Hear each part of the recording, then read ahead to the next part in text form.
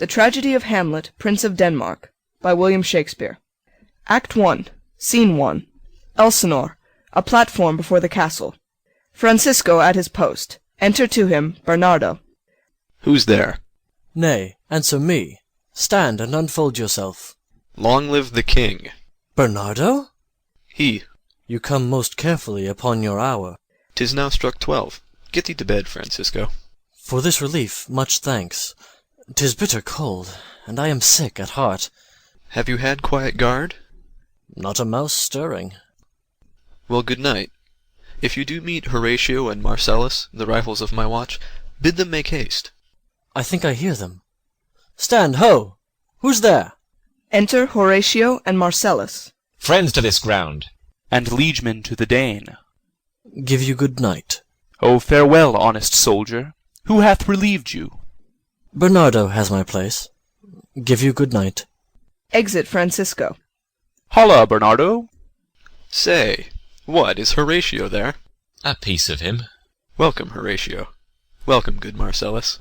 What, has this thing appeared again to-night? I have seen nothing. Horatio says 'tis but our fantasy, and will not let belief take hold of him touching this dreaded sight twice seen of us. Therefore I have entreated him along with us to watch the minutes of this night, that if again this apparition come, he may approve our eyes and speak to it. Tush, tush, 'twill not appear. Sit down a while, and let us once again assail your ears that are so fortified against our story, what we 2 nights have seen. Well, sit we down, and let us hear Bernardo speak of this. Last night of all, when yon same star, that's westward from the pole, had made his course to illume that part of heaven where now it burns, Marcellus and myself, the bell then beating one— Enter Ghost. Peace, break thee off. Look where it comes again. in the same figure, like the king that's dead. Thou art a scholar. Speak to it, Horatio. Looks it not like the king? Mark it, Horatio. Most like. It harrows me with fear and wonder. It would be spoke to. Question it, Horatio. What art thou, that usurp'st this time of night together with that fair and warlike form in which the majesty of buried Denmark did sometimes march? By heaven, I charge thee, speak! It is offended. See, it stalks away. Stay! Speak! Speak! I charge thee, speak! Exit Ghost. 'Tis gone, and will not answer. How now, Horatio? You tremble and look pale. Is not this something more than fantasy? What think you on it? Before my God, I might not this believe without the sensible and true avouch of mine own eyes. Is it not like the king? As thou art to thyself. Such was the very armour he had on when he the ambitious Norway combated. So frowned he once, when in an angry parle he smote the sledded Polacs on the ice. 'Tis strange. Thus twice before, and jump at this dead hour. With martial stock hath he gone by our watch. In what particular thought to work I know not, but in the gross and scope of my opinion, this bodes some strange eruption to our state. Good now, sit down and tell me, he that knows, why this same strict and most observant watch so nightly toils the subject of the land, and why such daily cast of brazen cannon, and foreign mart for implements of war, why such impressive shipwrights, whose sore task does not divide the Sunday from the week? What might be toward, that this sweaty haste doth make the night joint labourer with the day? Who is it that can inform me? That can I. At least, the whisper goes so. Our last king, whose image even but now appeared to us, was, as you know, by Fortinbras of Norway thereto pricked on by our most emulate pride, dared to the combat, in which our valiant Hamlet, for so this side of the known world esteemed him, did slay this Fortinbras, who, by a sealed compact, well ratified by law and heraldry, did forfeit, with his life, all those his lands which he stood seized of to the conqueror. Against the which a moiety competent was gauged by our king, which had returned to the inheritance of Fortinbras had he been vanquisher, as, by the same covenant and carriage of the article designed, his fell to Hamlet. Now, sir, young Fortinbras, of unimproved metal, hot and full, have, in the skirts of Norway, here and there, sharked up a list of lawless resolutes, for food and diet to some enterprise that has a stomach in it, which is no other, as it doth well appear under our state, but to recover of us, by strong hand and terms compulsatory, those foresaid lands so by his father lost. And this, I take it, is the main motive of our preparations, the source of this our watch, and the chief head of this post-haste and roamage in the land. I think it be no other, but e'en so. Well may it sort that this portentous figure comes armed through our watch, so like the king that was and is the question of these wars. A mote it is to trouble the mind's eye. In the most high and palmy state of Rome, a little ere the mightiest Julius fell, the graves stood tenantless, and the sheeted dead did squeak and gibber in the Roman streets. As stars with trains of fire and dews of blood, disasters in the sun, and the moist star upon whose influence Neptune's empire stands was sick almost to doomsday with eclipse, and even the like precurse of fierce events, as harbingers preceding still the fates and prologue to the omen coming on, have heaven and earth together demonstrated unto our climatures and countrymen. But soft, behold! Lo, where it comes again! Re-enter Ghost. I'll cross it, though it blast me. Stay, illusion! If thou hast any sound or use of voice, speak to me. If there be any good thing to be done that may to thee do ease and grace to me, speak to me. Cock crows. If thou art privy to thy country's fate, which happily foreknowing may avoid, O speak. Or if thou hast uphoarded in thy life extorted treasure in the womb of earth, for which, they say, you spirits oft walk in death, speak of it. Stay and speak. Stop it, Marcellus. Shall I strike at it with my partisan? Do, if it will not stand. 'Tis here. 'Tis here. 'Tis gone. Exit Ghost. We do it wrong, being so majestical, to offer it the show of violence, for it is, as the air, invulnerable, and our vain blows malicious mockery. It was about to speak when the cock crew, And then it started, like a guilty thing upon a fearful summons. I have heard the cock, that is the trumpet to the morn, doth, with his lofty and shrill-sounding throat, awake the god of day. And at his warning, whether in sea or fire, in earth or air, the extravagant and erring spirit hies to his confine. And of the truth herein, this present object made probation. It faded on the crowing of the cock. Some say that ever 'gainst that season comes wherein our Saviour's birth is celebrated, the bird of dawning singeth all night long, and then, they say, no spirit dare stir abroad. The nights are wholesome. Then no planet strike, no fairy takes, nor witch hath power to charm, so hallowed and so gracious is that time. So I have heard, and do in part believe it. But look, the morn, in russet mantle clad, walks o'er the dew of yon high eastward hill. Break we our watch up, and by my advice, let us impart what we have seen to-night unto young Hamlet. For upon my life, this spirit, dumb to us, will speak to him. Do you consent we shall acquaint him with it, as needful in our loves, fitting our duty? Let's do it, I pray, and I this morning know where we shall find him most conveniently. Exeunt. Scene 2. A room of state in the castle.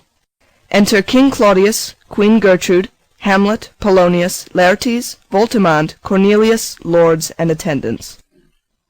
Though yet of Hamlet our dear brother's death the memory be green, and that it us be fitted to bear our hearts in grief, and our whole kingdom to be contracted in one brow of woe, yet so far hath discretion fought with nature, that we with wisest sorrow think on him, together with remembrance of ourselves. Therefore our sometime sister, now our queen, imperial jointress to this warlike state, have we, as 'twere with a defeated joy, with an auspicious and a dropping eye, with mirth and funeral and with dirge and marriage, in equal scale, weighing delight and dole, taken to wife. Nor have we herein barred your better wisdoms, which have freely gone with this affair along. For all our thanks. Now follows that you know young Fortinbras, holding a weak supposal of our worth, or thinking by our late dear brother's death our state to be disjoint and out of frame, colleagued with the dream of his advantage, he hath not failed to pester us with message, importing the surrender of those lands lost by his father, with all bonds of law, to our most valiant brother. So much for him. Now for ourself, and for this time of meeting, this much the business is. We have here writ to Norway, uncle of young Fortinbras, who, impotent and bedrid, scarcely hears of this his nephew's purpose, to suppress his further gate herein, in that the levies, the lists and full proportions are all made out of his subject, and we here dispatch you, good Cornelius, and you, Voltimand, for bearers of this greeting to old Norway, giving to you no further personal power to business with the king, more than the scope of these delated articles allow. Farewell, and let your haste command your duty. In that and all things we show our duty. We doubt it nothing. Heartily farewell. Exeunt Voltimand and Cornelius.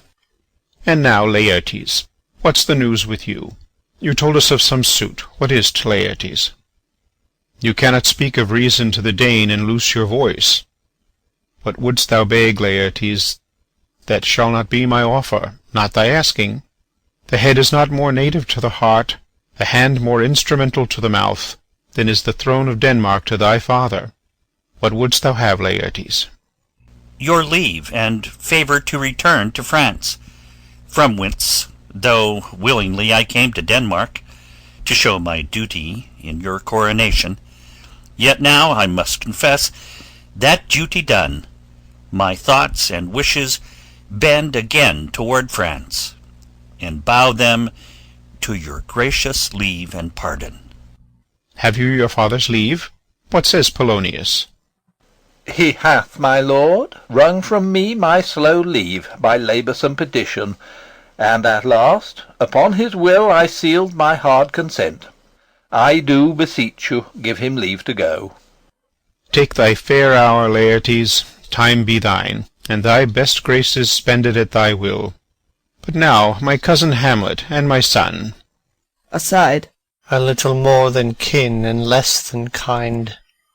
How is it that the clouds still hang on you? Not so, my lord. I am too much i' the sun. Good Hamlet, cast thy nighted colour off, and let thine eye look like a friend on Denmark. Do not for ever with thy veiled lids seek for thy noble father in the dust. Thou knowest 'tis common. All that lives must die, passing through nature to eternity. Ay, madam, it is common. If it be, why seems it so particular with thee? Seems, madam. Nay, it is. I know not seems. 'Tis not alone my inky cloak, good mother, nor customary suits of solemn black, nor windy suspiration of forced breath, no, nor the fruitful river in the eye, nor the dejected haviour of the visage, together with all forms, moods, shapes of grief that can denote me truly. These indeed seem, for they are actions that a man might play. But I have that within which passeth show, these but the trappings and the suits of woe.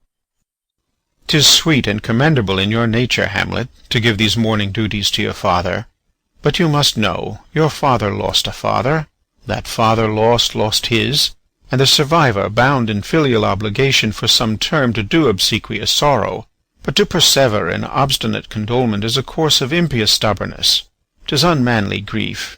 It shows a will most incorrect to heaven, a heart unfortified, a mind impatient, an understanding simple and unschooled. For what we know must be, and is as common as any, the most vulgar thing to sense, Why should we in our peevish opposition take it to heart? Fie! 'Tis a fault to heaven, a fault against the dead, a fault to nature, to reason most absurd, whose common theme is death of fathers, and who still hath cried from the first course till he that died to-day, this must be so. We pray you, throw to earth this unprevailing woe, and think of us as of a father. For let the world take note, you are the most immediate to our throne, and with no less nobility of love than that which dearest father bears his son do I impart toward you. For your intent in going back to school in Wittenberg, it is most retrograde to our desire, and we beseech you, bend you to remain here, in the cheer and comfort of our eye, our chiefest courtier, cousin, and our son. Let not thy mother lose her prayers, Hamlet. I pray thee, stay with us. Go not to Wittenberg. I shall in all my best obey you, madam. Why, 'tis a loving and a fair reply. Be as ourself in Denmark. Madam, come. This gentle and unforced accord of Hamlet sits smiling to my heart, in grace whereof no jocund health that Denmark drinks to-day, but the great cannon to the clouds shall tell, and the kings rouse the heavens all brew it again, re-speaking earthly thunder. Come, away.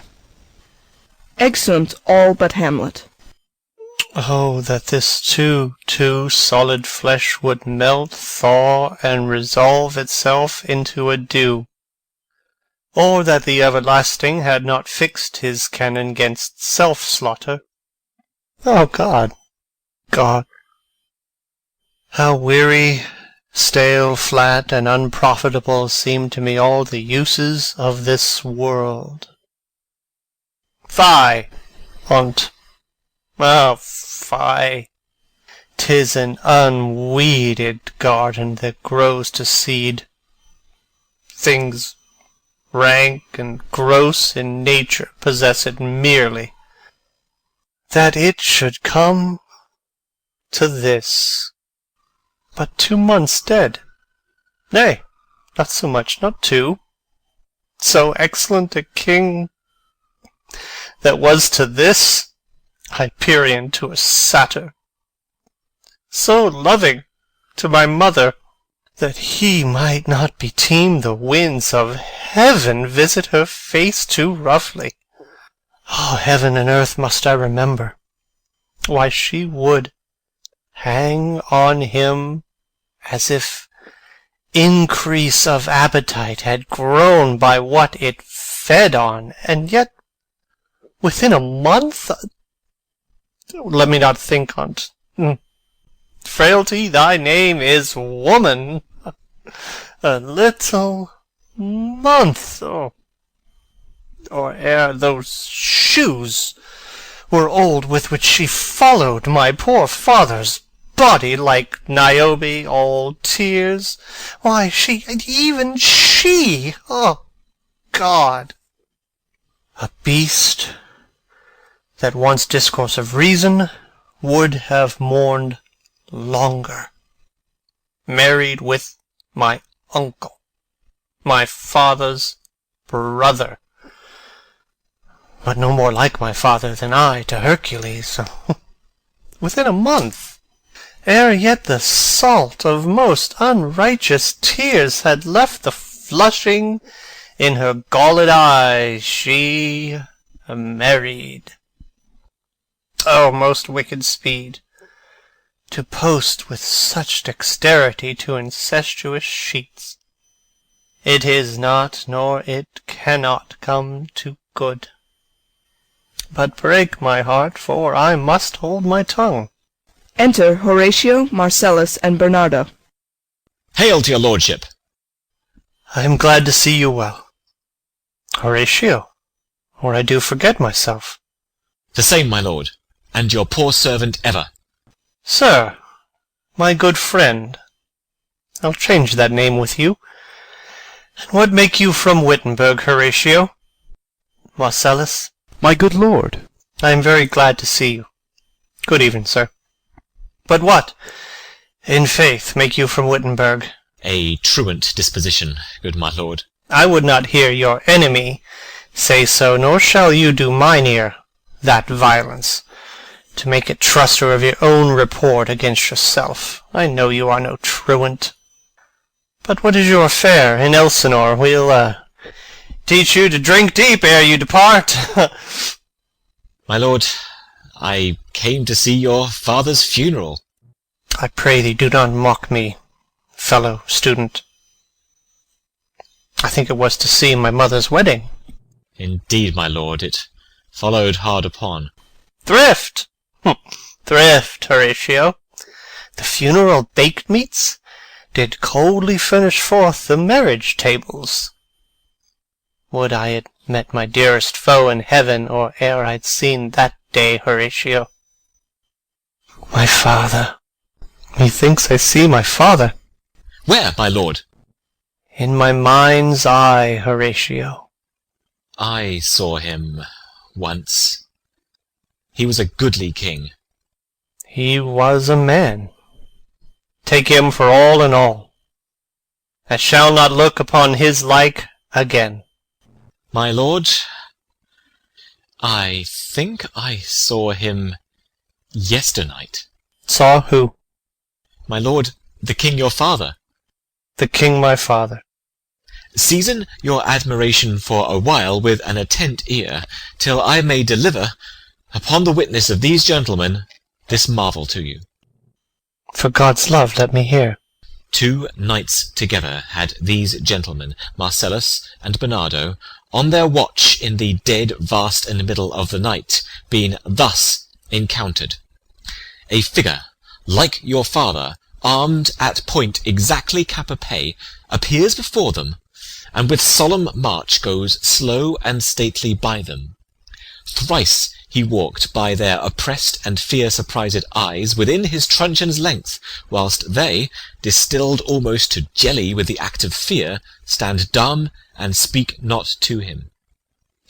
This, to me, in dreadful secrecy impart they did, and I, with them, the 3rd night kept the watch, where, as they had delivered, both in time, form of the thing, each word made true and good, the apparition comes. I knew your father. These hands are not more like. But where was this? My lord, upon the platform where we watched. Did you not speak to it? My lord, I did, but answer made it none. Yet once, methought, it lifted up its head, and did address itself to motion, like as it would speak, but even then the morning cock crew loud, and at the sound it shrunk in haste away, and vanished from our sight. 'Tis very strange. As I do live, my honoured lord, 'tis true, and we did think it writ down in our duty to let you know of it. Indeed, sirs, but this troubles me. Hold you the watch tonight? We do, my lord. Armed, say you? Armed, my lord. From top to toe? My lord, from head to foot. Then saw you not his face? Oh yes, my lord, he wore his beaver up. What? Looked he frowningly? A countenance more in sorrow than in anger. Pale or red? Nay, very pale. And fixed his eyes upon you? Most constantly. How would I had been there? It would have much amazed you. Very like, very like. Stayed it long? While one with moderate haste might tell 100. Longer. Not when I saw it. His beard was grizzled, no? It was as I have seen it in his life, a sable silvered. I will watch tonight. Perchance 'twill walk again. I warrant it will. If it assume my noble father's person, I'll speak to it, though hell itself should gape and bid me hold my peace. I pray you all, if you have hitherto concealed this sight, let it be tenable in your silence still. And whatsoever else shall hap to-night, give it an understanding, but no tongue. I will requite your loves.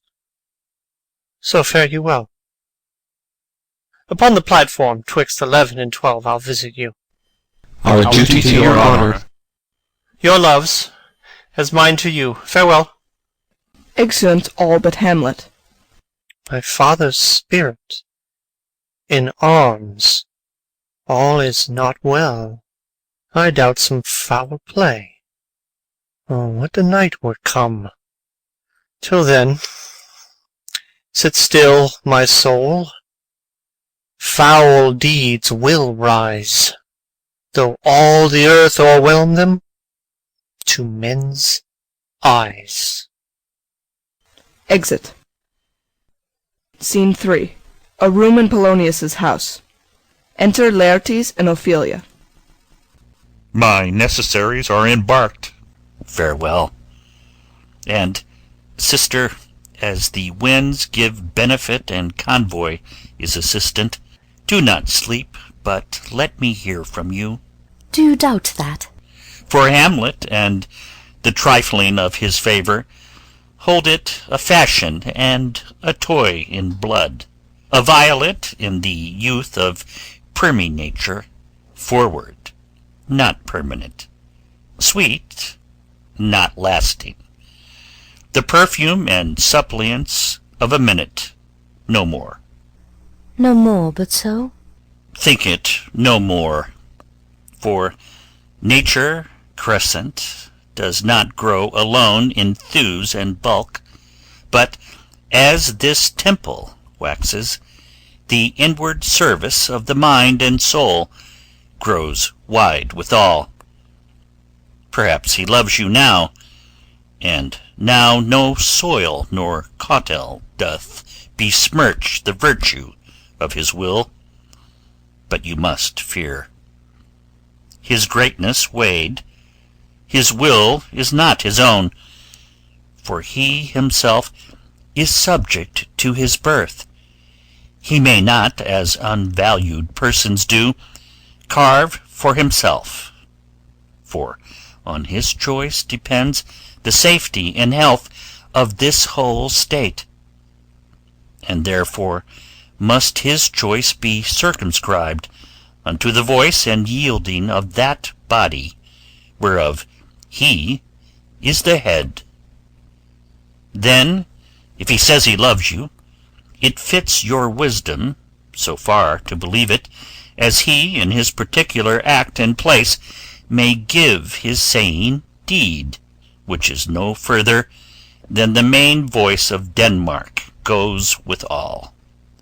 Then weigh what loss your honour may sustain, if with too credent ear you list his songs, or lose your heart, or your chaste treasure open to his unmastered importunity.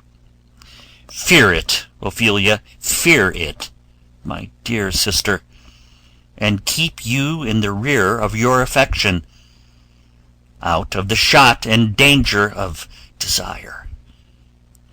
The chariest maid is prodigal enough, if she unmask her beauty to the moon.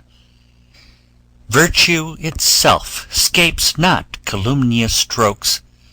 The canker galls the infants of the spring, too oft before their buttons be disclosed, and in the morn and liquid dew of youth contagious blasphements are most imminent.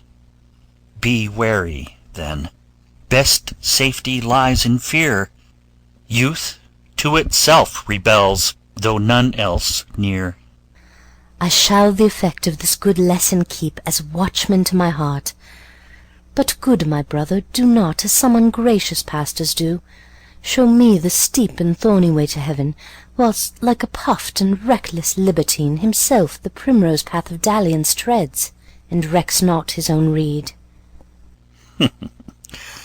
Oh, fear me not. I stay too long. But here my father comes. Enter Polonius. A double blessing is a double grace. Occasion smiles upon a second leave. Yet here, Laertes? Aboard for shame! The wind sits in the shoulder of your sail, and you are stayed for. There, my blessing with thee, and these few precepts in thy memory. Look thou character, give thy thoughts no tongue, nor any unproportioned thought his act. Be thou familiar, but by no means vulgar. Those friends thou hast, and their adoption tried, grapple them unto thy soul with hoops of steel, but do not dull thy palm with entertainment of each new-hatched unfledged comrade. Beware of entrance to a quarrel, but being in, bear that the opposed may beware of thee. Give every man thine ear, but few thy voice. Take each man's censure, but reserve thy judgment. Costly thy habit as thy purse can buy, but not expressed in fancy. Rich, not gaudy, for the apparel oft proclaims the man, and they in France of the best rank and station are most select and generous, chief in that. Neither a borrower nor a lender be, for loan oft loses both itself and friend, and borrowing dulls the edge of husbandry. This above all, to thine own self be true, and it must follow as the night the day, thou canst not then be false to any man. Farewell. My blessing season this in thee. Most humbly do I take my leave, my lord. The time invites you. Go, your servants tend. Farewell, Ophelia, and remember well what I have said to you. 'Tis in my memory locked, and you yourself shall keep the key of it. Farewell. Exit Laertes.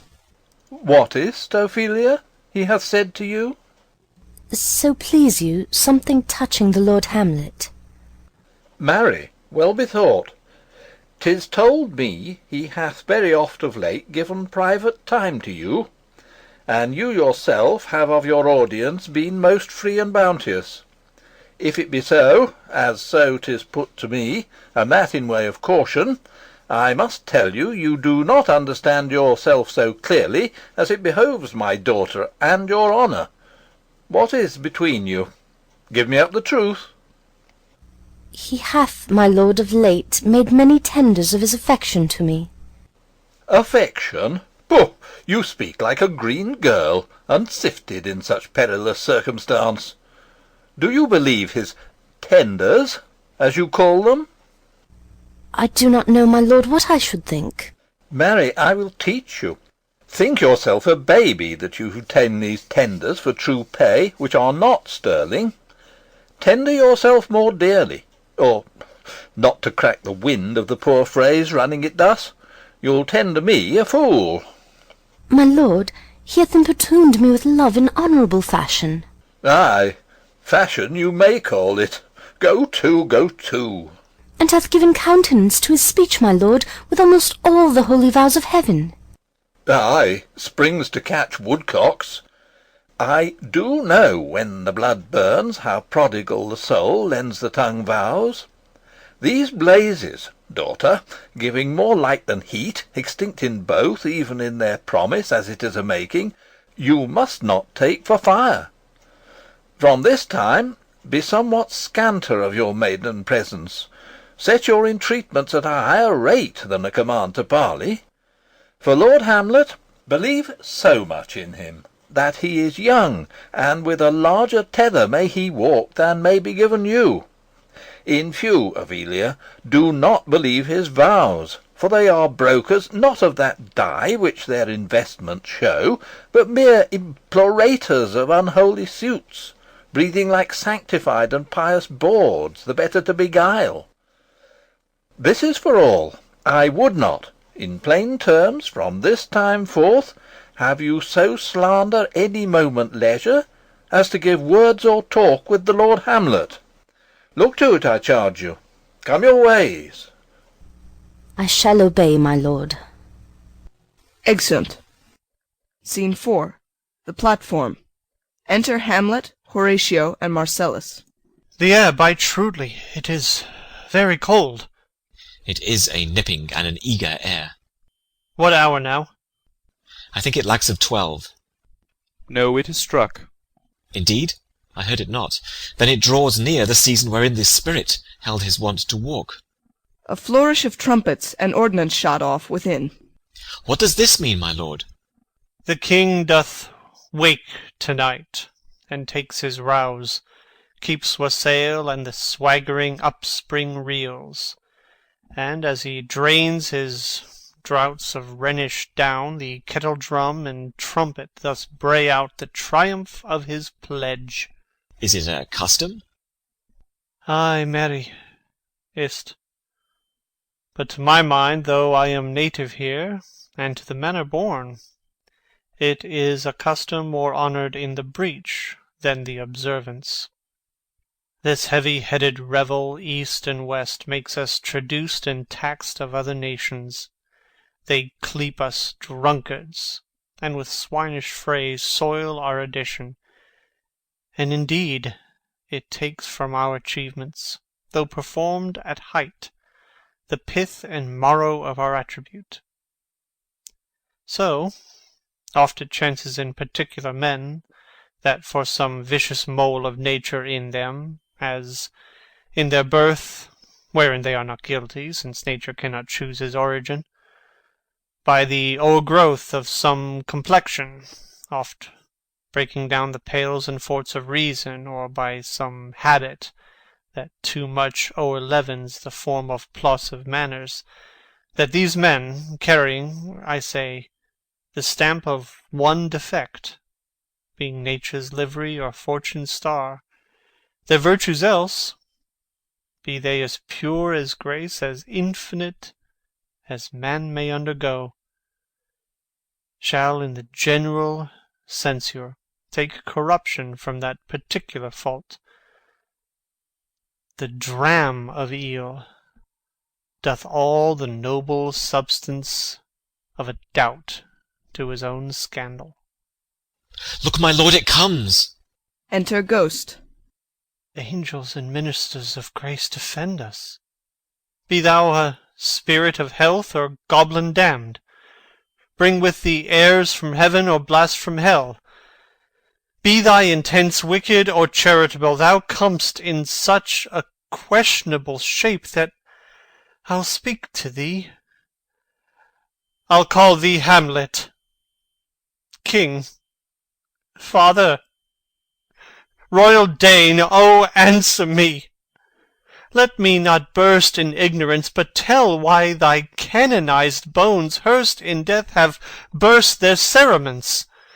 Why the sepulchre, wherein we saw thee quietly inurned, hath oped his ponderous and marble jaws to cast thee up again. What may this mean, that thou, dead corse, again in complete steel revisitest thus the glimpses of the moon, making night hideous, and we fools of nature so horridly to shake our disposition with thoughts beyond the reaches of our souls? Say, why is this? Wherefore? What should we do? Ghost beckons Hamlet. It beckons you to go away with it, as if it some impartment did desire to you alone. Look, with what courteous action it waves you to a more removed ground. But do not go with it. No, by no means. It will not speak. Then I will follow it. Do not, my lord. Why? What should be the fear? I do not set my life in a pin's fee. And for my soul, what can it do to that, being a thing immortal as itself? It waves me forth again. I'll follow it. What if it tempt you toward the flood, my lord, or to the dreadful summit of the cliff that beetles o'er his base into the sea, and there assume some other horrible form, which might deprive your sovereignty of reason, and draw you into madness? Think of it! The very place puts toys of desperation, without more motive, into every brain that looks so many fathoms to the sea, and hears it roar beneath. It waves me still. Go on, I'll follow thee. You shall not go, my lord. Hold off your hands. Be ruled, you shall not go. My fate cries out, and makes each petty artery in this body as hardy as a Nemean lion's nerve. Still am I called. Unhand me, gentlemen. By heaven, I'll make a ghost of him that lets me. I say, away! Go on. I'll follow thee. Exeunt Ghost and Hamlet. He waxes desperate with imagination. Let's follow. 'Tis not fit thus to obey him. Have after. To what issue will this come? Something is rotten in the state of Denmark. Heaven will direct it. Nay, let's follow him. Exeunt. Scene 5. Another part of the platform. Enter Ghost and Hamlet. Where wilt thou lead me? Speak. I'll go no further. Mark me. I will. My hour is almost come, when I to sulphurous and tormenting flames must render up myself. Alas, poor ghost! Pity me not, but lend thy serious hearing to what I shall unfold. Speak. I am bound to hear. So art thou to revenge when thou shalt hear. What? I am thy father's spirit, doomed for a certain term to walk the night, and for the day confined to waste and fires, till the foul crimes done in my days of nature are burnt and purged away. But that I am forbid to tell the secrets of my prison house, I could a tale unfold whose lightest word would harrow up thy soul, freeze thy young blood, make thy two eyes like stars start from their spheres, thy knotted and combined locks to part, and each particular hair to stand on end like quills upon the fretful porcupine. But this eternal blazon must not be to ears of flesh and blood. List, list, oh list, if thou didst ever thy dear father love. Oh, God! Revenge his foul and most unnatural murder. Murder. Murder most foul as in the best it is, but this most foul, strange, and unnatural. Haste me to note that I, with wings as swift as meditation or the thoughts of love, may sweep to my revenge. I find thee apt, and duller shouldst thou be than the fat weed that roots itself in ease on Lethe wharf, would thou not stir in this. Now, Hamlet, hear. 'Tis given out that sleeping in mine orchard a serpent stung me, so the whole ear of Denmark is by a forged process of my death rankly abused. But know, thou noble youth, the serpent that did sting thy father's life now wears his crown. Oh, my prophetic soul, my uncle. Aye, that incestuous, that adulterate beast, with witchcraft of his wit, with traitorous gifts, oh wicked wit and gifts that have the power so to seduce, won to his shameful lust the will of my most seeming virtuous queen. Oh, Hamlet, what a falling off was there! From me, whose love was of that dignity that it went hand in hand even with the vow I made to her in marriage, and to decline upon a wretch whose natural gifts were poor to those of mine. But virtue, as it never will be moved, though lewdness courted in a shape of heaven, so lust, though to a radiant angel linked, will sate itself in a celestial bed and prey on garbage. But soft, methinks I scent the morning air. Brief let me be. Sleeping within mine orchard, my custom always in the afternoon. Upon my secure hour thy uncle stole, with juice or cursed heaven in a vial, and in the porches of mine ears did pour the leprous distilment, whose effect holds such an enmity with blood of man that, swift as quicksilver, it courses through the natural gates and alleys of the body, and with a sudden vigor it doth posset and curd, like eager droppings into milk the thin and wholesome blood, so did it mine, and a most instant tetter barked about, most Lazar-like with vile and loathsome crust all my smooth body. Thus was I sleeping, by a brother's hand, of life, of crown, of queen, at once dispatched, cut off even in the blossoms of my sin, unhouselled, disappointed, unannaled, no reckoning made, but sent to my account with all my imperfections on my head. Oh, horrible! Oh, horrible, most horrible! If thou hast nature in thee, bear it not. Let not the royal bed of Denmark be a couch for luxury and damned incest. But howsoever thou pursuest this act, taint not thy mind, nor let thy soul contrive against thy mother aught. Leave her to heaven, and to those thorns that in her bosom lodge, to prick and sting her. Fare thee well at once, the glowworm shows the matin to be near, and gins to pale his ineffectual fire. Adieu, adieu, Hamlet, remember me. Exit Ghost. Oh, all you host of heaven! Oh, earth! What else? Then shall I couple hell? Oh, fie! Hold my heart, and you my sinews, grow not instant old, but bear me stiffly up. Remember thee. Ay, thou poor ghost, while memory holds a seat in this distracted globe, remember thee! Yea, from the table of my memory I'll wipe away all trivial fond records, all saws of books, all forms, all pressures past that youth and observation copy there, and thy commandment all alone shall live within the book and volume of my brain, unmixed with baser matter. Yes, by heaven! O most pernicious woman! O villain, villain, smiling, damned villain! My table's meat it is, I set it down, that one may smile and be a villain. At least I am sure it may be so in Denmark.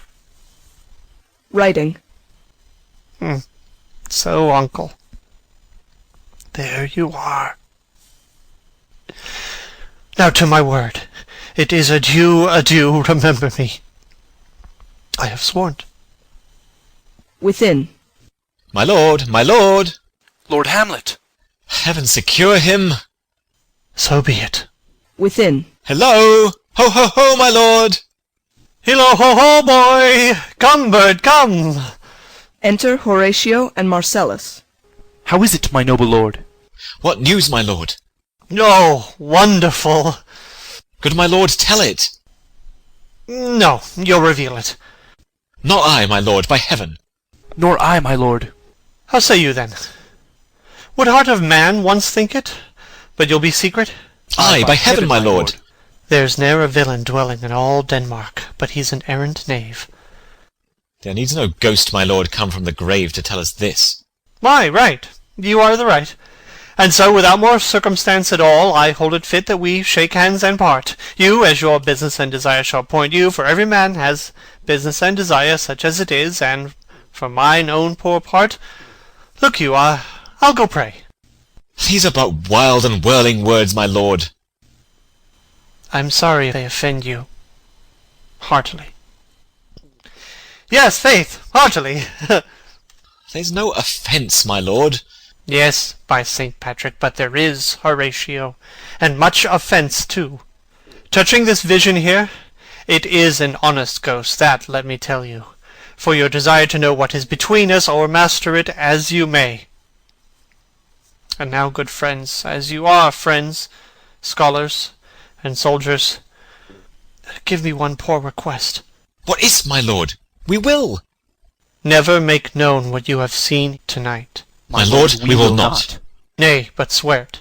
In faith, my lord, not I. Nor I, my lord, in faith. Upon my sword. We have sworn, my lord, already. Indeed? Upon my sword, indeed. Beneath.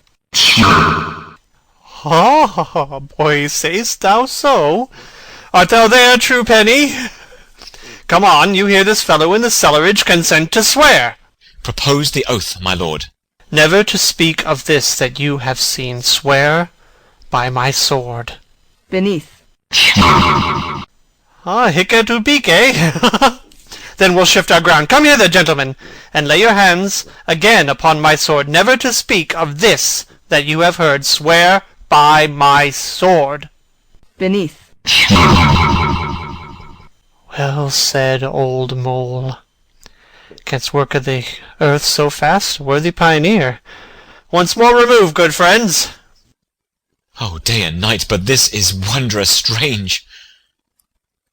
And therefore, as a stranger, give it welcome. There are more things in heaven and earth, Horatio, than are dreamt of in your philosophy.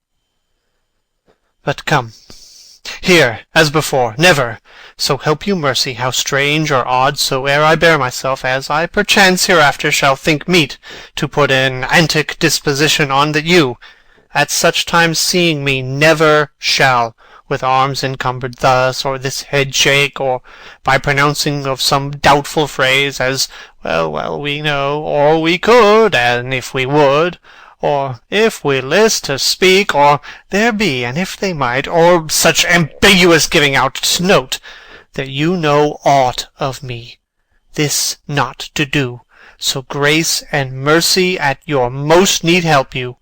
Swear. Beneath. Swear. Rest, rest, perturbed spirit. They swear. So, gentlemen, with all my love I do commend me to you. And what so poor a man as Hamlet is may do, to express his love and friending to you, God willing, shall not lack. Let us go in together, and still your fingers on your lips, I pray. The time is out of joint. Oh, cursed spite, that ever I was born to set it right. Nay, come, let's go together. Exeunt. End of Act 1. The Tragedy of Hamlet, Prince of Denmark, by William Shakespeare. Act 2, Scene 1. A room in Polonius's house. Enter Polonius and Rinaldo. Give him this money and these notes, Reynaldo. I will, my lord. You shall do marvels wisely, good Reynaldo, before you visit him, to make inquire of his behaviour. My lord, I did intend it. Marry, well said, very well said. Look you, sir, inquire me first what Danskers are in Paris, and how, and who, what means, and where they keep, what company, at what expense, and finding by this encompassment and drift of question that they do know my son, come you more nearer than your particular demands will touch it. Take you, as 'twere, some distant knowledge of him, as thus: I know his father and his friends, and in part him. Do you mark this, Reynaldo? Ay, very well, my lord. And in part him, but you may say, not well, but if be he, I mean he's very wild, addicted so and so, and there put on him what forgeries you please. Marry, none so rank as may dishonour him, take heed of that, but, sir, such wanton, wild, and usual slips, as are companions noted and most known to youth and liberty. As gaming, my lord. Ay, or drinking, fencing, swearing, quarrelling, drabbing, you may go so far. My lord, that would dishonour him. Faith, no, as you may season it in the charge, you must not put another scandal on him, that he is open to incontinency, that's not my meaning, but breathe his faults so quaintly that they may seem the taints of liberty, the flash and outbreak of a fiery mind, a savageness in unreclaimed blood, of general assault. But, my good lord... Wherefore should you do this? Ay, my lord, I would know that. Marry, sir, here's my drift, and I believe it is a fetch of warrant, you laying these slight sullies on my son, as 'twere a thing a little soiled i' the working, mark you. Your party in converse, him you would sound, having ever seen in the prenominate crimes the youth you breathe of guilty. Be assured, he closes with you in this consequence, good sir, or so, or friend, or gentleman, according to the phrase or the addition of man and country. Very good, my lord. And then, sir, what was I about to say? By the mass, I was about to say something. Where did I leave? At closes in the consequence, at friend or so, and gentleman. At closes in the consequence. Ay, marry, he closes thus: I know the gentleman. I saw him yesterday, or t'other day, or then with such, and, as you say, there was a gaming there, or Tookin's rouse, there falling out at tennis, or perchance, I saw him enter such a house of sale, videlicet a brothel, or so forth. See you now, your bait of falsehood takes this carp of truth, and thus do we of wisdom and of reach, with windlasses and with assays of bias, by indirections, find directions out. So, by my former lecture and advice, shall you, my son. You have me, have you not? My lord, I have. God be with ye. Fare ye well. Good, my lord. Observe his inclination in yourself. I shall, my lord. And let him ply his music. Well, my lord. Farewell. Exit Rinaldo. Enter Ophelia. How now, Ophelia? What's the matter? Oh, my lord, I have been so affrighted. With what, in the name of God? My lord, as I was sewing in my closet, Lord Hamlet, with his doublet all unbraced, no hat upon his head, his stockings fouled, ungartered, and down-jived to his ankle, pale as his shirt, his knees knocking together, and with a look so piteous in purport as if he had been loosed out of hell, to speak of horrors, he comes before me. Mad for thy love? My lord, I do not know, but truly I do fear it. What said he? He took me by the wrist, and held me hard. Then goes he to the length of all his arm, and with his other hand thus o'er his brow, he falls to such perusal of my face as he would draw it. Long stayed he so.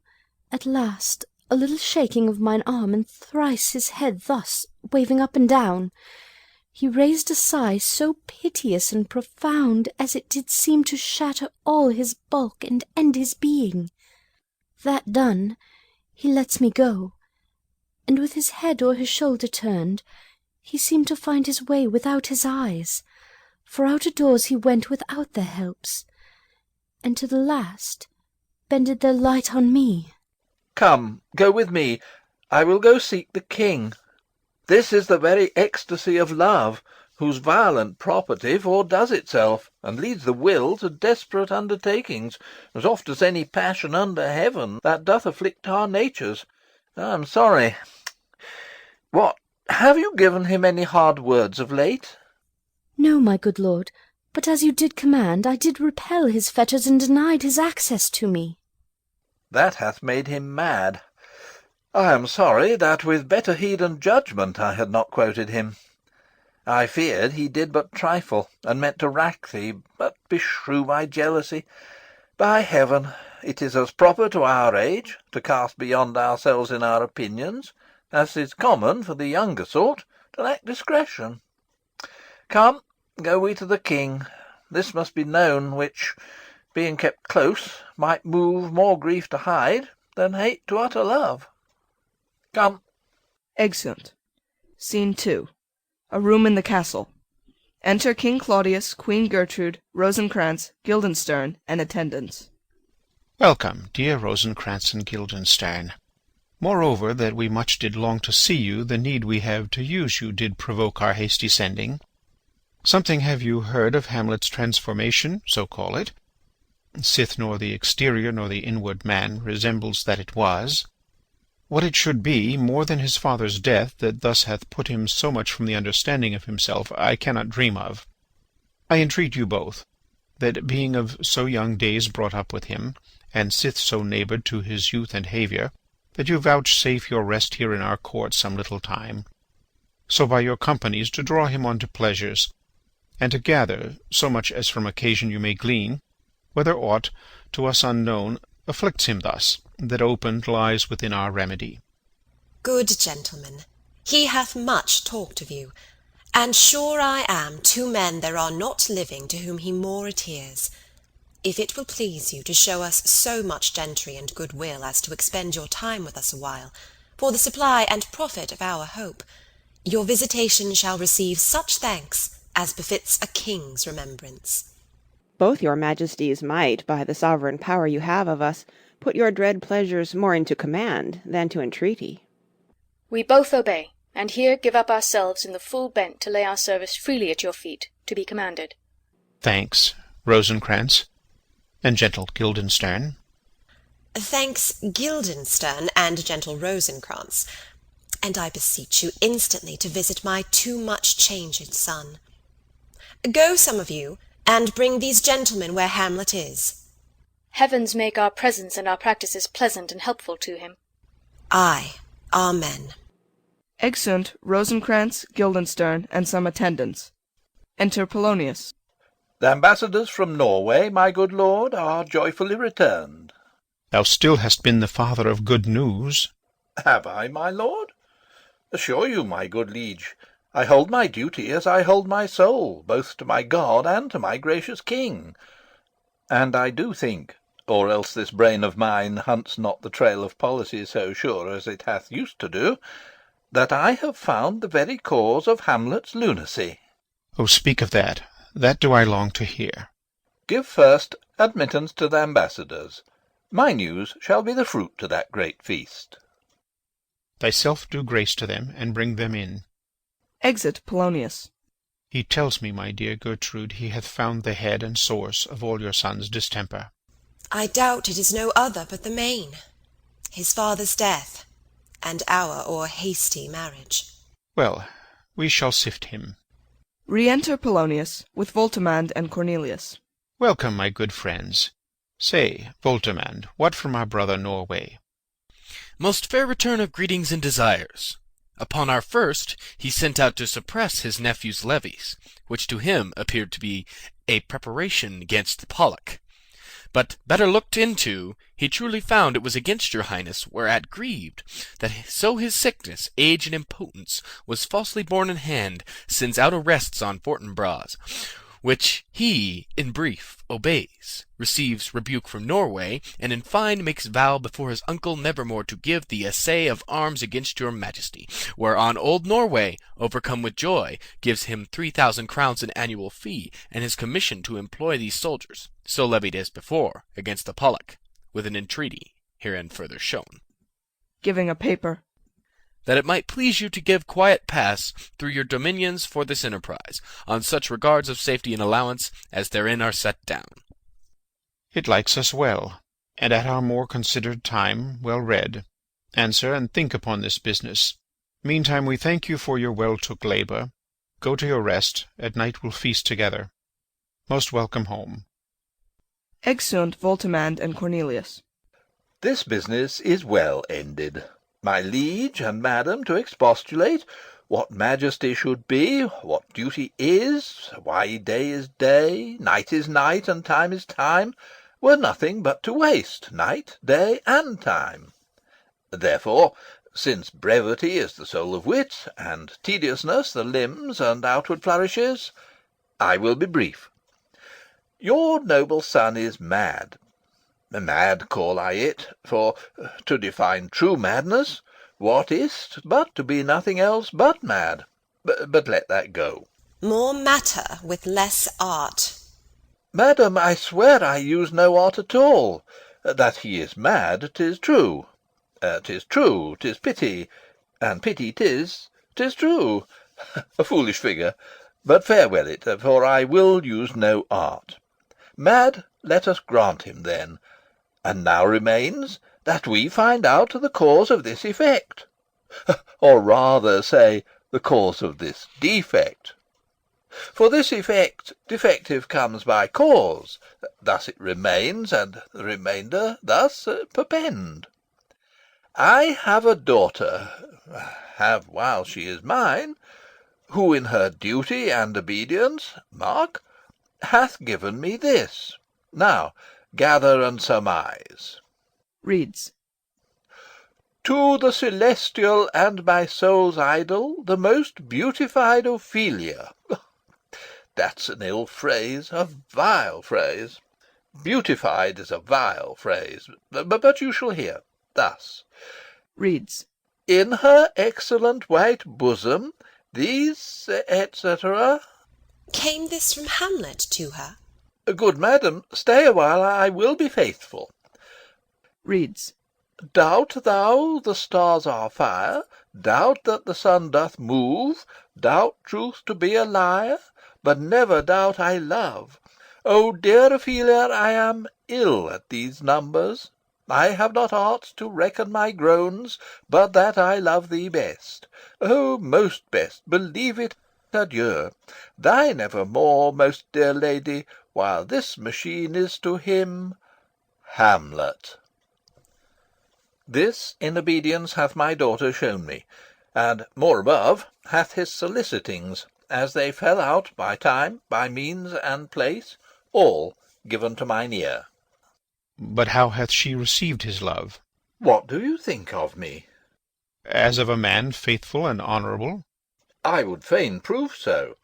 But what might you think, when I had seen this hot love on the wing, as I perceived it, I must tell you that, before my daughter told me, what might you, or my dear Majesty, your queen here, think, If I had played the desk or table book, or given my heart a winking, mute and dumb, or looked upon this love with idle sight, what might you think?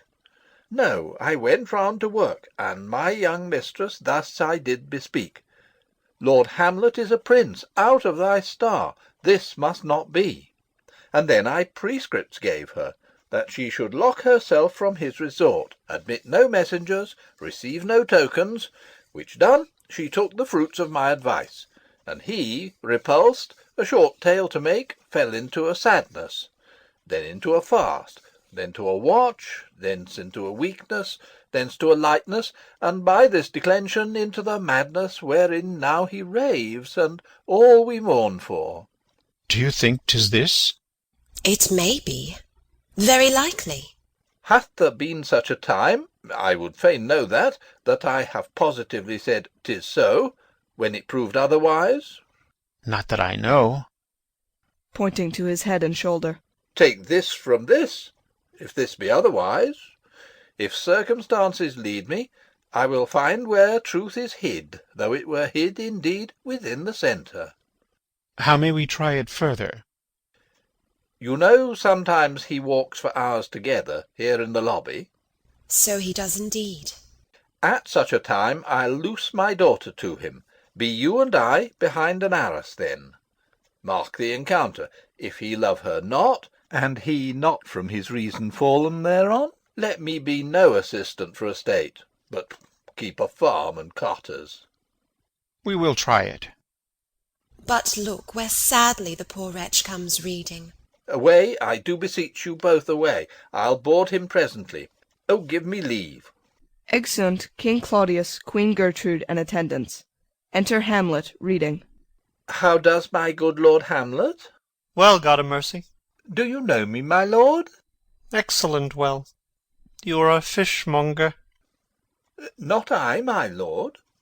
Then I would you were so honest a man. Honest, my lord? Ay, sir. To be honest, as this world goes, is to be one man picked out of 10,000. That's very true, my lord.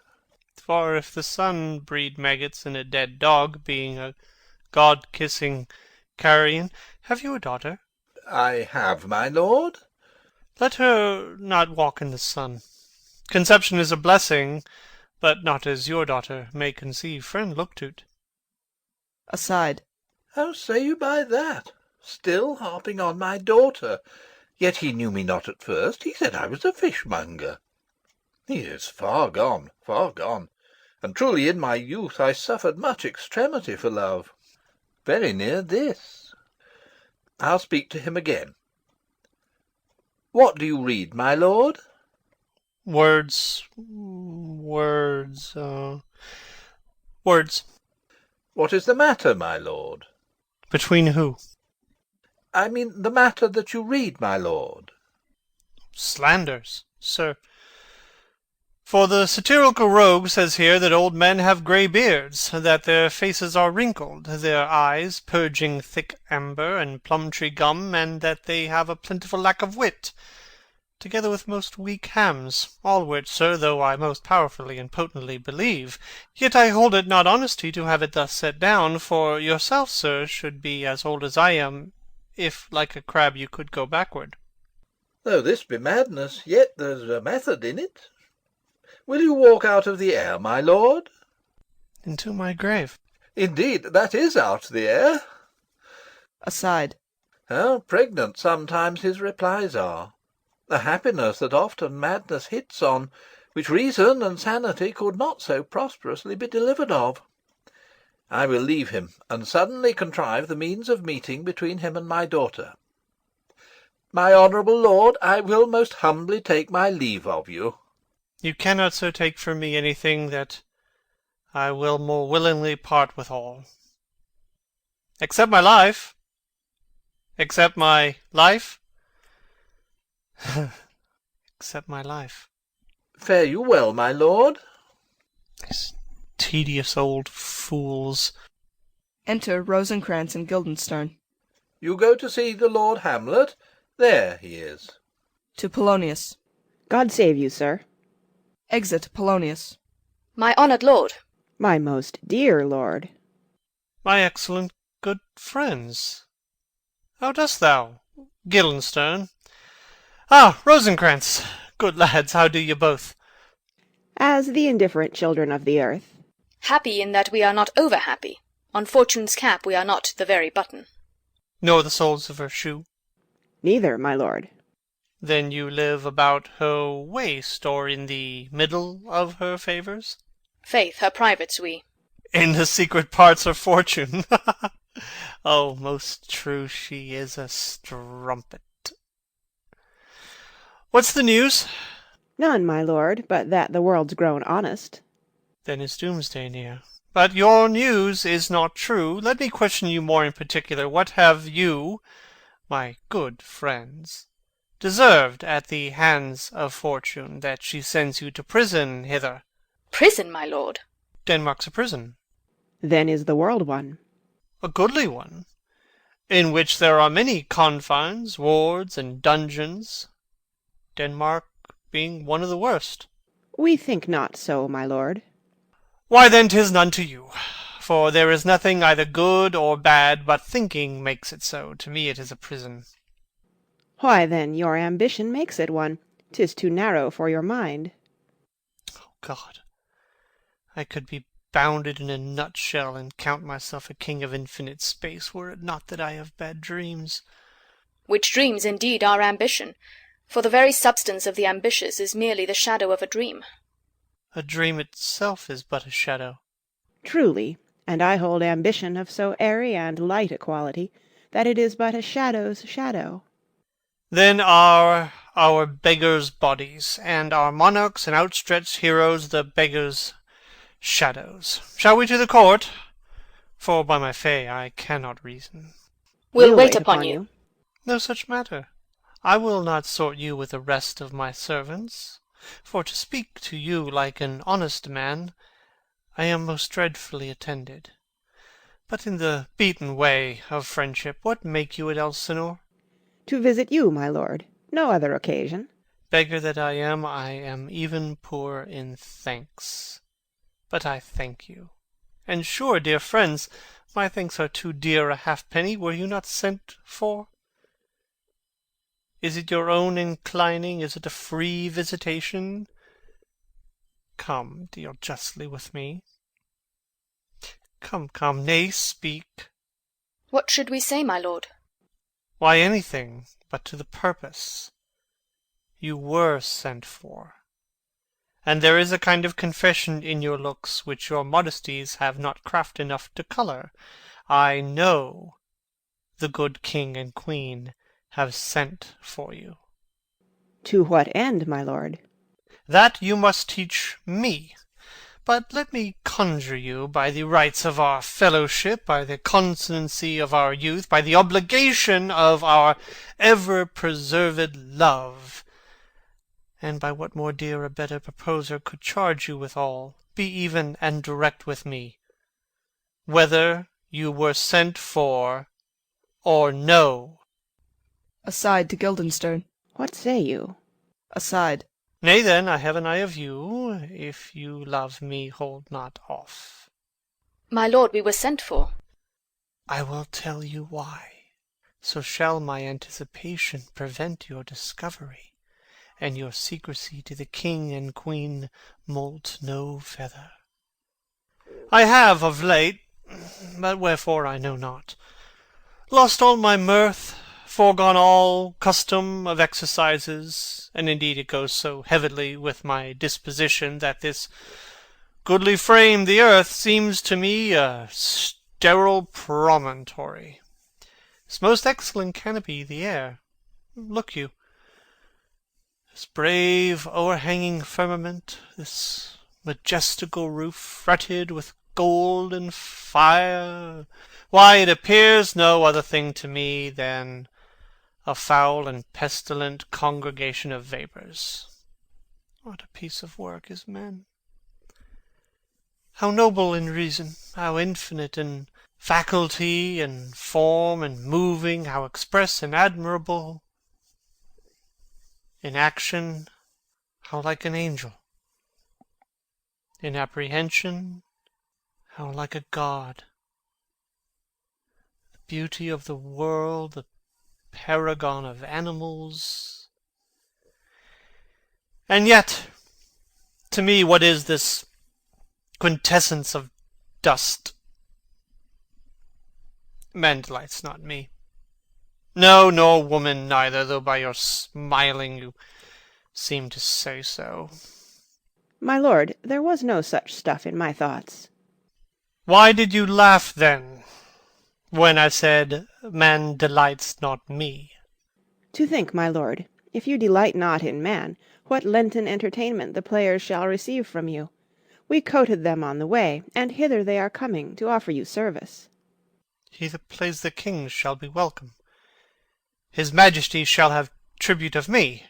The adventurous knight shall use his foil and target, the lover shall not sigh gratis. The humorous man shall end his part in peace, the clown shall make those laugh whose lungs are tickled o'er the sere, and the lady shall say her mind freely, or the blank verse shall heart for't. What players are they? Even those you were wont to take delight in, the tragedians of the city. How chances it they travel? Their residence, both in reputation and profit, was better both ways. I think their inhibition comes by the means of the late innovation. Do they hold the same estimation they did when I was in the city? Are they so followed? No, indeed, they are not. How comes it? Do they grow rusty?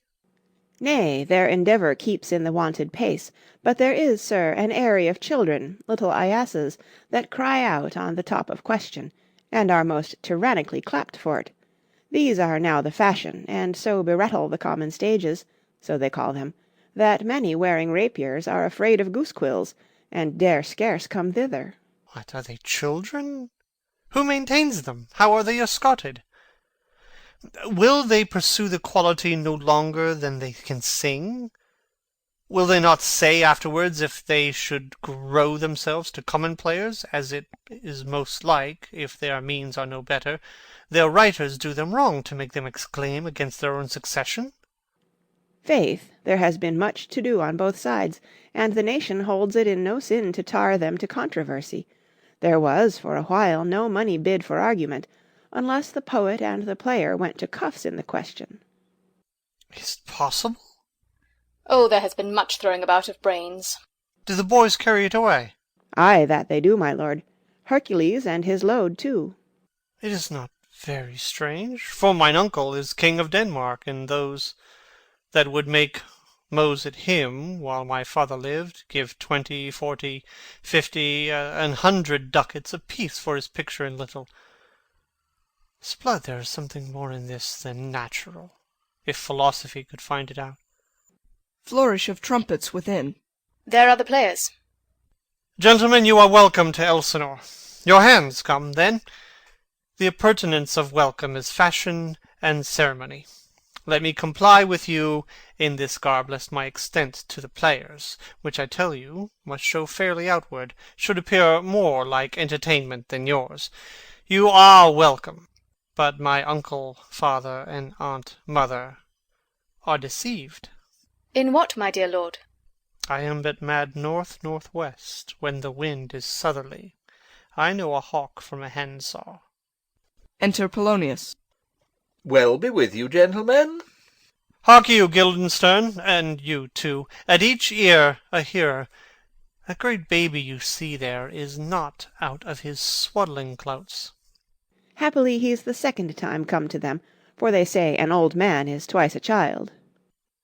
I will prophesy he comes to tell me of the players' market. You say right, sir. Oh, Monday morning, 'twas so indeed. My lord, I have news to tell you. My lord, I have news to tell you. When Roscius was an actor in Rome... The actors are come hither, my lord. Buzz, buzz. Upon mine honour. Then came each actor on his ass. The best actors in the world, either for tragedy, comedy, history, pastoral, pastoral comical, historical pastoral, tragical historical, tragical comical, historical pastoral, scene individual, or poem unlimited. Seneca cannot be too heavy, nor Plautus too light. For the law of writ and the liberty, these are the only men. O Jephthah, judge of Israel, what a treasure hadst thou! What treasure had he, my lord? Why, one fair daughter, and no more, the which he loved passing well. Aside. Still on my daughter. Am I not i' the right, old Jephthah? If you call me Jephthah, my lord, I have a daughter that I love passing well. Nay, that follows not. What follows then, my lord? Why, as by lot God wot, and then you know, it came to pass, as most like it was. The first row of the pious chanson will show you more, for look where my abridgment comes. Enter 4 or 5 players. You are welcome, masters, welcome all. I am glad to see thee well. Welcome, good friends. Oh, my old friend, thy face is Valence, since I saw thee last. Comest thou to beard me in Denmark? What, my young lady and mistress? By your lady, your ladyship is nearer to heaven than when I saw you last, by the altitude of a chopin. Pray God your voice, like a piece of uncurrent gold, be not cracked within the ring. Masters, you are welcome all. We'll e'en to it, like French falconers, fly at anything we see. We'll have a speech straight. Come, give us a taste of your quality. Come, a passionate speech. What speech, my lord? I heard thee speak a speech once, but it was never acted, or if it was, not above once. For the play, I remember, pleased not the million. 'Twas caviar to the general. But it was, as I received it, and others whose judgment in such matters cried in the top of mine, an excellent play, well digested in scenes, set down with as much modesty as cunning. I remember one said there were no saliets in the lines to make the matter savoury, nor no matter in the phrase that might indict the author of affectation, but called it an honest method, as wholesome as sweet, and by very much more handsome than fine. One speech in it I chiefly loved. 'Twas Aeneas' tale to Dido, and thereabout of it, especially where he speaks of Priam's slaughter. If it live in your memory, begin at this line. Let me see. The rugged Pyrrhus, like the Hyrcanian beast. No, it is not so. It begins with Pyrrhus. The rugged Pyrrhus, he whose sable's arms, black as his purpose, did the night resemble where he lay couched in the ominous horse, hath now this dread and black complexion smeared with heraldry more dismal, head to foot. Now is he total gulls, horridly tricked with blood of fathers, mothers, daughters, sons, baked and impasted with the parching streets, that lend a tyrannous and damned light to the Lord's murder, roasted in wrath and fire, and thus o'ersighs with coagulate gore, with eyes like carbuncles, the hellish Pyrrhus, old grandsire Priam, speaks. So proceed you. 'Fore God, my lord, well spoken, and with good accent and good discretion. Anon he finds him, striking 2 short at Greeks, his antique sword, rebellious to his arm, lies where it falls. Repugnant to command, unequalled matched, Pyrrhus at Priam drives, in rage strikes wide, but with a whiff and wind of his fell sword the unnerved father falls. Then senseless Ilium, seeming to feel this blow, with flaming top stoops to his base, and with a hideous crash takes prisoner Pyrrhus' ear. For lo, his sword, which was declining on the milky head of reverend Priam, seemed i' the air to stick. So as a painted tyrant Pyrrhus stood, and like a neutral to his will and matter did nothing. But as we often see, against some storm, a silence in the heavens, the rack stands still, the bold winds speechless, and the orb below as hush as death. Anon the dreadful thunder doth rend the region. So after Pyrrhus' pause, aroused vengeance sets him new a work. And never did the Cyclops' hammers fall on Mars' armour forged for proof eterne with less remorse than Pyrrhus' bleeding sword now falls on Priam. Out, out, thou strumpet Fortune! All you gods in general synod take away her power, break all the spokes and fellies from her wheel, and bowl the round nave down the hill of heaven as low as to the fiends. This is too long. It shall to the barbers with your beard. Prithee, say on. He's for a jig or a tale of bawdry, or he sleeps. Say on, come to Hecuba. But who, oh, who had seen the mobled queen? The mobled queen? That's good. Mobled queen is good. Run barefoot up and down, threatening the flames with bison rheum, a clout upon that head where late the diadem stood, and for a robe about her lank and all o'erteemed loins a blanket, in the alarm of fear caught up. Who this had seen, with tongue in venom steeped, 'gainst Fortune's state would treason have pronounced. But if the gods themselves did see her then, when she saw Pyrrhus make malicious sport in mincing with his sword her husband's limbs, the instant burst of clamour that she made, unless things mortal moved them not at all, would have made milch the burning eyes of heaven, and passion in the gods. Look where he has not turned his colour, and has tears in's eyes. Prithee no more. 'Tis well. I'll have thee speak out the rest soon. Good my lord, will you see the players well bestowed? Do you hear? Let them be well used, for they are the abstract and brief chronicles of the time. After your death you were better have a bad epitaph than their ill report while you live. My lord, I will use them according to their desert. God's bodkins, man, much better. Use every man after his desert, and who should scape whipping. Use them after your own honour and dignity. The less they deserve, the more merit is in your bounty. Take them in. Come, sirs. Follow him. Friends, we'll hear a play tomorrow. Exit Polonius with all players but the first. Dost thou hear me, old friend? Can you play the murder of Gonzago? Ay, my lord. We'll ha't tomorrow night. You could, for a need, study a speech of some 12 or 16 lines, which I would set down and insert in't, could you not? Ay, my lord. Very well. Follow that lord, and look you, mock him not. Exit first player. My good friends, I'll leave you till night. You are welcome to Elsinore. Good my lord. Ay so, God be with ye. Exeunt Rosencrantz and Guildenstern. Now I am alone. Oh, what a rogue and peasant slave am I! Is it not monstrous that this player here, but in a fiction, in a dream of passion, could force his soul so to his own conceit that from her working all his visage wand, tears in his eyes, distraction in his aspect, a broken voice,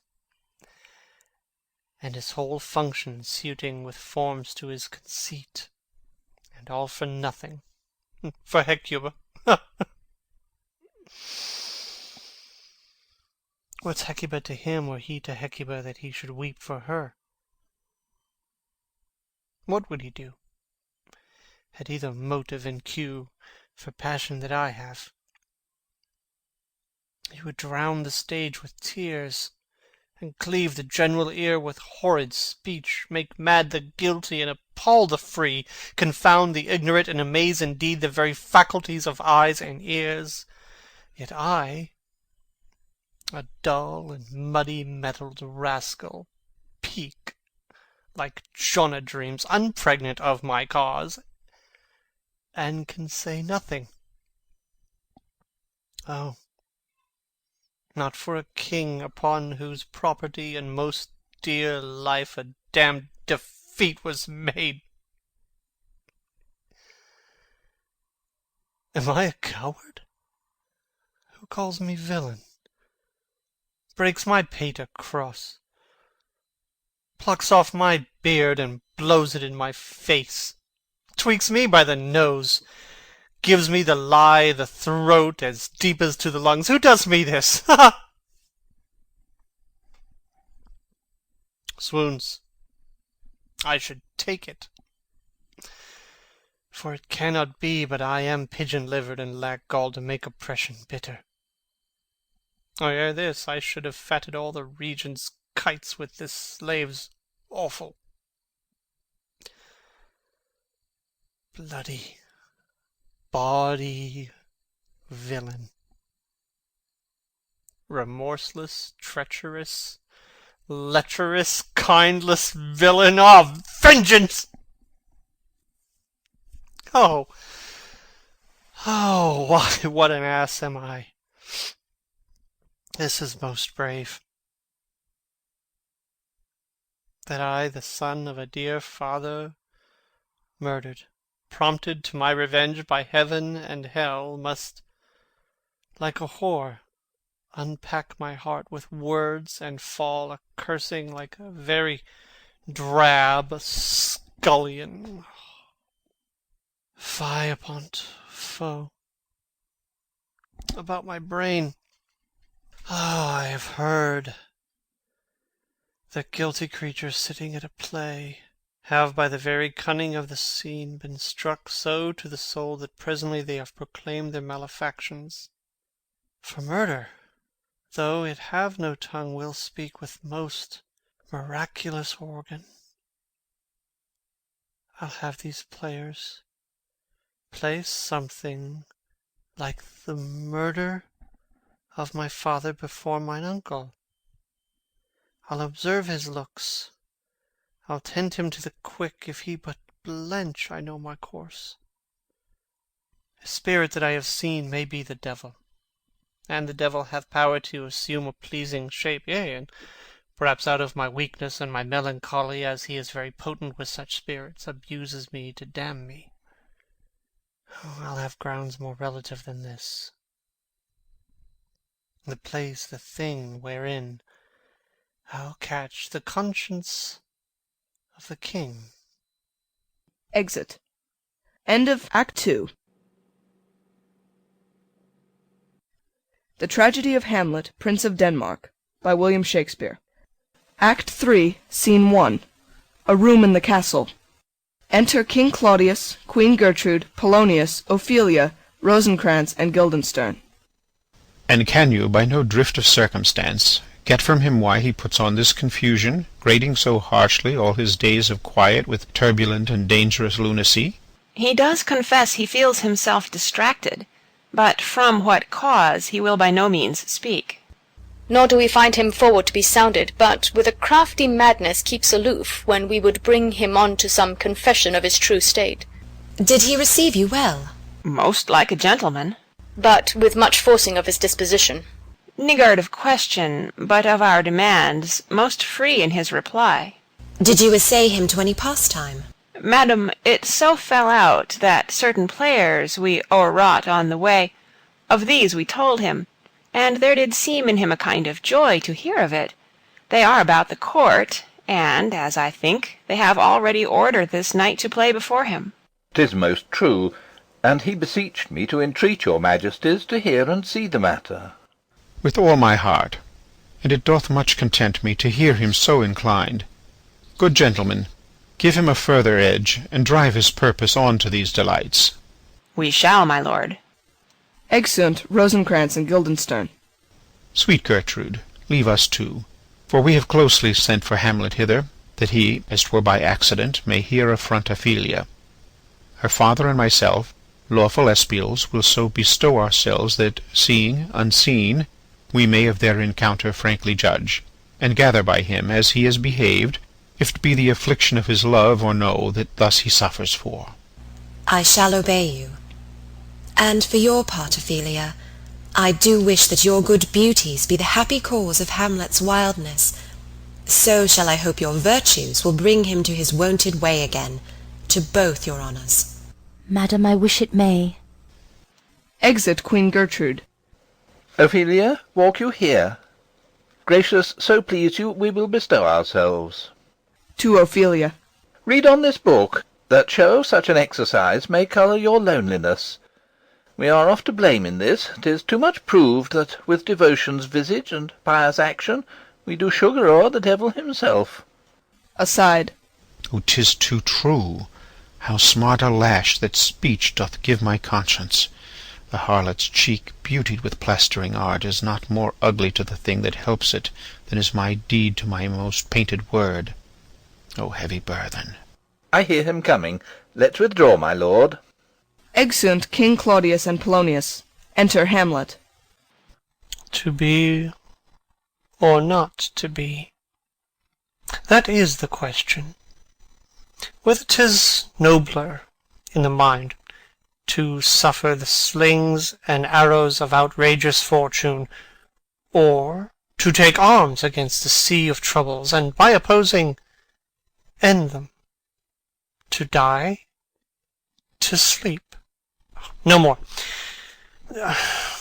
and by a sleep to say we end the heartache and 1,000 natural shocks that flesh is heir to. Oh, the consummation devoutly to be wished. To die, to sleep, perchance to dream. Ah, there's the rub.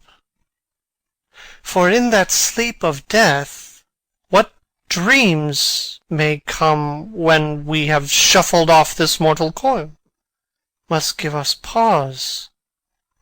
There's the respect that makes calamity of so long life, for who would bear the whips and scorns of time, the oppressor's wrongs, the proud man's contumely, the pangs of despised love, the law's delay, the insolence of office, and the spurns that patient merit of the unworthy takes, when he himself might his quietus make with a bare bodkin? Who would fardels bear to grunt and sweat under a weary life, but that the dread of something after death, the undiscovered country, from whose bourne no traveller returns, puzzles the will, and makes us rather bear those ills we have than fly to others we know not of. Ah, thus conscience does make cowards of us all, and thus the native hue of resolution is sicklied o'er with the pale cast of thought, and enterprises of great pith and moment with this regard, their currents turn awry, and lose the name of action. Soft, you know. The fair Ophelia. Nymph, in thy orisons be all my sins remembered. Good my lord, how does your honour for this many a day? I humbly thank you. Well, well, well. My lord, I have remembrances of yours that I have longed to redeliver. I pray you now receive them. No, not I. I never gave you aught. My honoured lord, you know right well you did, and with them words of so sweet breath composed as made the things more rich. Their perfume lost, take these again, for to the noble mind rich gifts wax poor when givers prove unkind. There, my lord. Ha ha! Are you honest? My lord? Are you fair? What means your lordship? Well, that if you be honest and fair, your honesty should admit no discourse to your beauty. Could beauty, my lord, have better commerce than with honesty? Ay, truly. For the power of beauty will sooner transform honesty from what it is to a bawd, than the force of honesty can translate beauty into his likeness. This was sometime a paradox, but now the time gives it proof. I did love you once. Indeed, my lord, you made me believe so. You should not have believed me, for virtue cannot so inoculate our old stock, but we shall relish of it. I loved you not. I was the more deceived. Get thee to a nunnery. Why wouldst thou be a breeder of sinners? I am myself indifferent honest, but yet I could accuse me of such things that it were better my mother had not borne me. I am very proud, revengeful, ambitious, with more offences at my beck than I have thoughts to put them in, imagination to give them shape, or time to act them in. What should fellows such as I do, crawling between earth and heaven? We are errant knaves all, believe none of us. Go thy ways to a nunnery. Where's your father? At home, my lord. Let the doors be shut upon him, that he may play the fool nowhere but in's own house. Farewell. Oh, help him, you sweet heavens. If thou dost marry, I'll give thee this plague for thy dowry. Be thou as chaste as ice, as pure as snow, thou shalt not escape calumny. Get thee to a nunnery. Go. Farewell. Or if thou wilt needs marry, marry a fool, for wise men know well enough what monsters you make of them. To a nunnery. Go. And quickly too. Farewell. O heavenly powers, restore him. I have heard of your paintings too, well enough. God has given you one face, and you make yourselves another. You jig, you amble, and you lisp, and nickname God's creatures, and make your wantonness your ignorance. Go to, I'll no more on't, it hath made me mad. I'll say we will have no more marriages. Those that are married already, all but one, shall live. The rest shall keep as they are. To a nunnery. Go. Exit Hamlet. Oh, what a noble mind is here o'erthrown! The courtiers, soldiers, scholars, eye, tongue, sword, the expectancy and rose of the fair state, the glass of fashion, and the mould of form, the observed of all observers, quite down. And I, of ladies most dejected and wretched, that sucked the honey of his music vows, now see that noble and most sovereign reason, like sweet bells jangled out of tune and harsh, that unmatched form and feature of blown youth blasted with ecstasy. Oh, woe is me! To have seen what I have seen, see what I see. Re-enter King Claudius and Polonius. Love, his affections do not that way tend, nor what he spake, though it lacked form a little, was not like madness. There's something in his soul, o'er which his melancholy sits on brood, and I do doubt the hatch and the disclose will be some danger, which for to prevent I have in quick determination thus set it down. He shall with speed to England, for the demand of our neglected tribute, haply the seas and countries different with variable objects shall expel this something settled matter in his heart, whereon his brain still beating puts him thus from fashion of himself. What think you on it? It shall do well, but yet do I believe the origin and commencement of his grief sprung from neglected love. How now, Ophelia, you need not tell us what Lord Hamlet said, we heard it all. My lord, do as you please. But if you hold it fit, after the play, let his queen mother all alone entreat him to show his grief. Let her be round with him, and I'll be placed, so please you, in the ear of all their conference. If she find him not, to England send him, or confine him where your wisdom best shall think. It shall be so. Madness in great ones must not unwatched go. Exeunt. Scene 2. A hall in the castle. Enter Hamlet and players. Speak the speech, I pray you, as I pronounced it to you, trippingly on the tongue.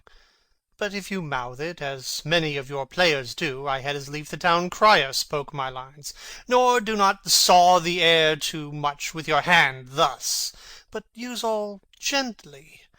For in the very torrent, tempest, and, as I may say, the whirlwind of your passion, you must acquire and beget a temperance, that may give it smoothness. Oh, it offends me to the soul to hear a robustious, periwig-pated fellow tear a passion to tatters, to very rags, to split the ears of the groundlings, who for the most part are capable of nothing but inexplicable dumb shows and noise. I would have such a fellow whipped for overdoing Termagant. It out-Herods Herod. Pray you, avoid it. I warrant your honour. Be not too tame, neither, but let your own discretion be your tutor. Suit the action to the word to the action, with this special, o'erstep not the modesty of nature. For anything so overdone is from the purpose of playing, whose end, both at the first and now, was and is, to hold, as 'twere the mirror, up to nature, to show virtue her own feature, scorn her own image, and the very age and body of the time his form and pressure. Now this overdone, or come tardy off, though it make the unskilful laugh, cannot but make the judicious grieve.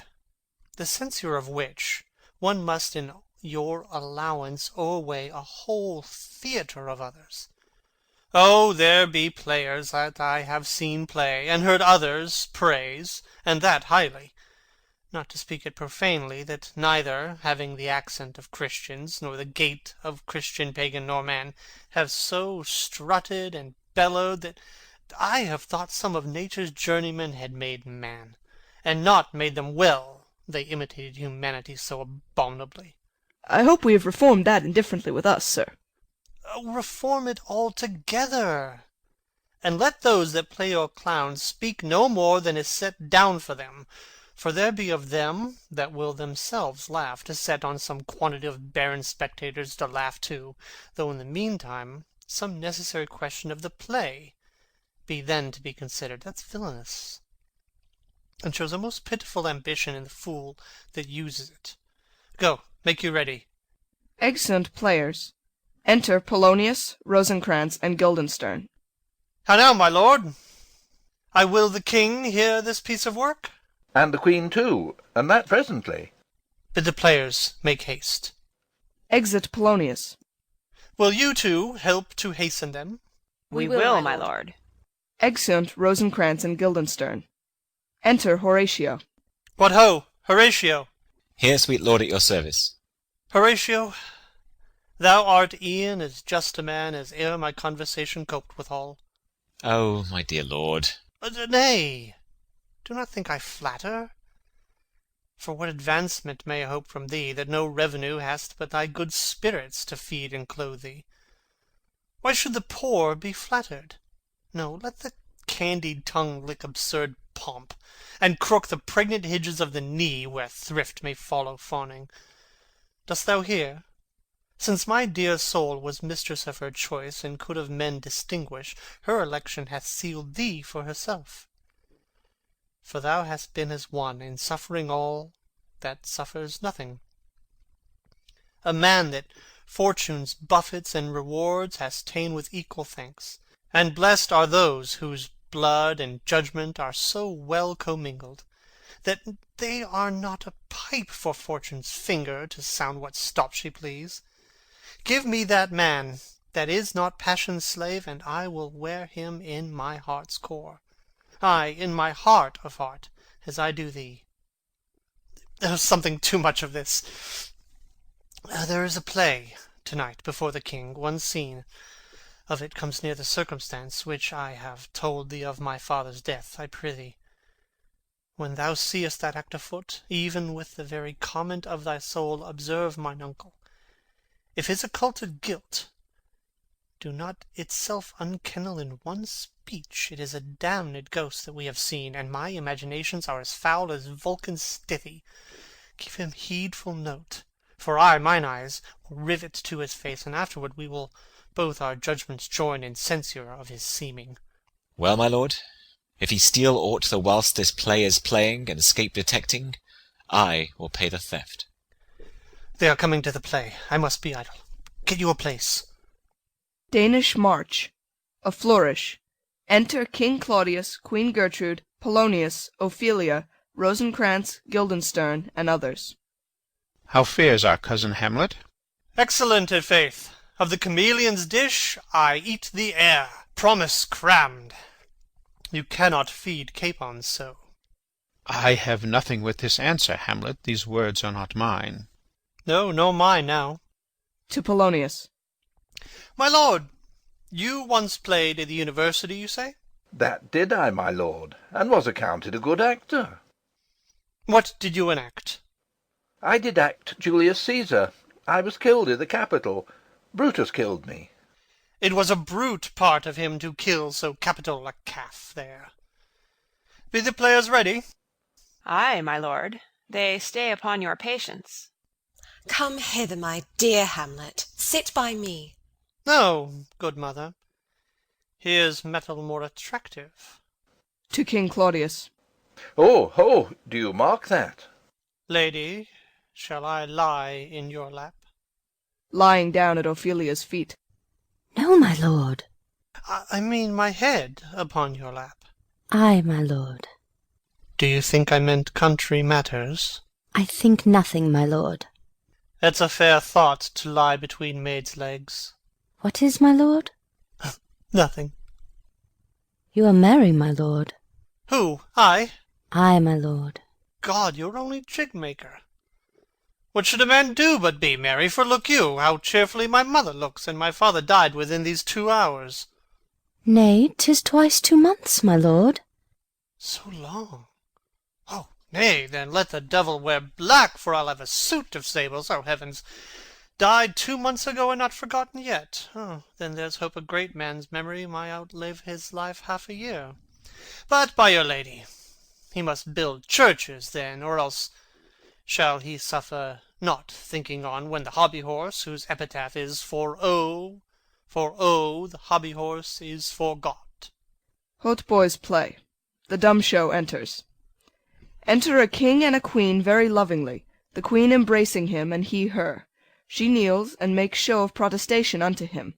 He takes her up, and declines his head upon her neck, lays him down upon a bank of flowers. She, seeing him asleep, leaves him. Anon comes in a fellow, takes off his crown, kisses it, and pours poison in the king's ears, and exit. The queen returns, finds the king dead, and makes passionate action. The poisoner, with some 2 or 3 mutes, comes in again, seeming to lament with her. The dead body is carried away. The poisoner woos the queen with gifts. She seems loath and unwilling a while, but in the end accepts his love. Exeunt. What means this, my lord? Mary, this is Mitching Maleko. It means mischief. Belike this show imports the argument of the play. Enter Prologue. We shall know by this fellow. The players cannot keep counsel. They'll tell all. Will he tell us what this show meant? Ay, or any show that you'll show him. Be not you ashamed to show. He'll not shame to tell you what it means. You are not. You are not. I'll mark the play. For us and for our tragedy, here stooping to your clemency, we beg your hearing patiently. Exit Prologue. Is this a prologue or the posy of a ring? 'Tis brief, my lord. As woman's love. Enter 2 players, king and queen. Full 30 times hath Phoebus's cart gone round Neptune's salt wash, and Tellus' orbed ground, and 30 dozen moons with borrowed sheen about the world have times 12 30s been, since love our hearts and Hymen did our hands unite commutual in most sacred bands. So many journeys may the sun and moon make us again count o'er our love be done. But woe is me, you are so sick of late, so far from cheer and from your former state, that I distrust you. Yet though I discomfort you, my lord, it nothing must, for women's fear and love holds quantity in neither aught nor in extremity. Now, what my love is, proof hath made you know, and as my love is sized, my fear is so. Where love is great, the littlest doubts are fear; where little fears grow great, great love grows there. Faith, I must leave thee, love, and shortly too. My operant powers their functions leave to do, and thou shalt live in this fair world behind honoured, beloved, and haply one as kind for husband shalt thou? Oh, confound the rest! Such love must needs be treason in my breast. In second husband let me be accursed. None wed the second, but who killed the first. Aside. Wormwood, wormwood. The instances that second marriage move are base respects of thrift, but none of love. A second time I kill my husband dead, when second husband kisses me in bed. I do believe you think what now you speak, but what we do determine oft we break. Purpose is but the slave to memory, of violent birth, but poor validity, which now, like fruit unripe, sticks on the tree, but fall unshaken when they mellow be. Most necessary 'tis that we forget to pay ourselves what to ourselves is debt. What to ourselves in passion we propose, the passion ending doth the purpose lose. The violence of either grief or joy their own enactures with themselves destroy. Where joy most revels, grief doth most lament. Grief joys, joy grieves on slender accident. This world is not for aye, nor 'tis not strange that even our loves should with our fortunes change. For 'tis a question left us yet to prove, whether love lead fortune, or else fortune love. The great man down, you mark his favourite flies. The poor, advanced, makes friends of enemies. And hitherto doth love on fortune tend. For who not needs shall never lack a friend. And who in want a hollow friend doth try, directly seasons him his enemy. But orderly, to end where I begun, our wills and fates do so contrary run, that our devices still are overthrown.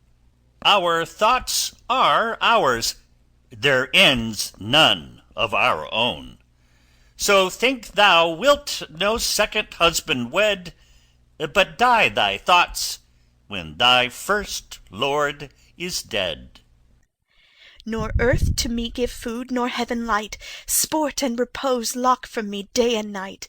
To desperation turn my trust and hope, an anchor's cheer in prison be my scope. Each opposite that blanks the face of joy, meet what I would have well, and it destroy. Both here and hence pursue me lasting strife, if once a widow, ever I be wife. If she should break it now. 'Tis deeply sworn. Sweet, leave me here a while, my spirits grow dull, and fain I would beguile the tedious day with sleep. Sleeps. Sleep rock thy brain, and never come mischance between us twain. Exit player queen. Madam, how like you this play? The lady protests too much, methinks. Oh, but she'll keep her word. Have you heard the argument? Is there no offence in it? No, no, they do but jest, poison in jest, no offence to the world. What do you call the play? The Mousetrap. Marry, how? Tropically. This play is the image of a murder done in Vienna. Gonzago is the Duke's name, his wife Baptista. You shall see anon. 'Tis a knavish piece of work, but what of that? Your Majesty and we that have free souls, it touches us not. Let the galled jade wince, our withers are unwrung. Enter Lucianus. This one is Lucianus, nephew to the king. You are as good as a chorus, my lord. I could interpret between you and your love, if I could see the puppets dallying. You are keen, my lord, you are keen. It would cost you a groaning to take off my edge. Still better and worse. So you must take your husband's. Begin, murderer! Pox, leave thy damnable faces, and begin. Come, thy croaking raven doth bellow for revenge. Thoughts black, hands act, drugs fit, and time agreeing, confederate season else no creature seeing. Thou mixture rank of midnight weeds collected, with Hecate's ban thrice blasted, thrice infected, thy natural magic and dire property, unwholesome life, usurp immediately. Pours the poison into the sleeper's ears. He poisons him in the garden for his estate. His name's Gonzago. The story is extant and written choice Italian. You shall see anon how the murderer gets the love of Gonzago's wife. The king rises. Art frighted with false fire? How fares my lord? Give all the play. Give me some light. Away. Lights! Exeunt all but Hamlet and Horatio. Why, let the stricken deer go weep, the heart ungalled play. For some must watch, while some must sleep, so runs the world away. Would not this, sir, and a forest of feathers, if the rest of my fortunes turn Turk with me, with 2 provincial roses on my razed shoes, get me a fellowship in a cry of players, sir? Half a share. A whole one, I. For thou dost know, O Damon dear, this realm dismantled was of Jove himself, and now reigns here a very, very Pajock. You might have rhymed. O good Horatio, I'll take the ghost's word for £1,000. Didst perceive? Very well, my lord. Upon the talk of the poisoning? I did very well note him. No, Come, some music! Come, the recorders! For if the king like not the comedy, why then belike he likes it not, perdie. Come, some music! Re-enter Rosencrantz and Guildenstern. Good my lord, vouchsafe me a word with you. Sir, a whole history. The king, sir, Ay, sir, what of him? is, in his retirement, marvellous distempered. With drink, sir? No, my lord, rather with choler. Your wisdom should show itself more richer to signify this to his doctor. For me to put him to his purgation would perhaps plunge him into far more choler. Good my lord, put your discourse into some frame, and start not so wildly from my affair. I am tame, sir. Pronounce. The queen your mother, in most great affliction of spirit, hath sent me to you. You are welcome. Nay, good my lord, this courtesy is not of the right breed. If it shall please you to make me a wholesome answer, I will do your mother's commandment. If not, your pardon and my return shall be the end of my business. Sir, I cannot. What, my lord? Make you a wholesome answer, my wit's diseased. But, sir, such answer as I can make you shall commend, or rather, as you say, my mother. Therefore no more, but to the matter. My mother, you say. Then thus she says, your behaviour hath struck her into amazement and admiration. A wonderful son that can so astonish a mother. But is there no sequel at the heels of this mother's admiration? Impart. She desires to speak with you in her closet ere you go to bed. We shall obey, were she 10 times our mother. Have you any further trade with us? My lord, you once did love me. So I do still, by these pickers and stealers. Good my lord, what is the cause of your distemper? You do surely bar the door upon your own liberty, if you deny your griefs to your friend. Sir, I lack advancement. How can that be, when you have the voice of the king himself for your succession in Denmark? Ay, but, sir, while the grass grows, the proverb is something musty. Re-enter players with recorders. Oh, the recorders! Here, let me see one. To withdraw with you, why do you go about to recover the wind of me, as you would drive me into a toil? O my lord, if my duty be too bold, my love is too unmannerly. I do not well understand that. Will you play upon this pipe? My lord, I cannot. I pray you. Believe me, I cannot. I do beseech you. I know no touch of it, my lord.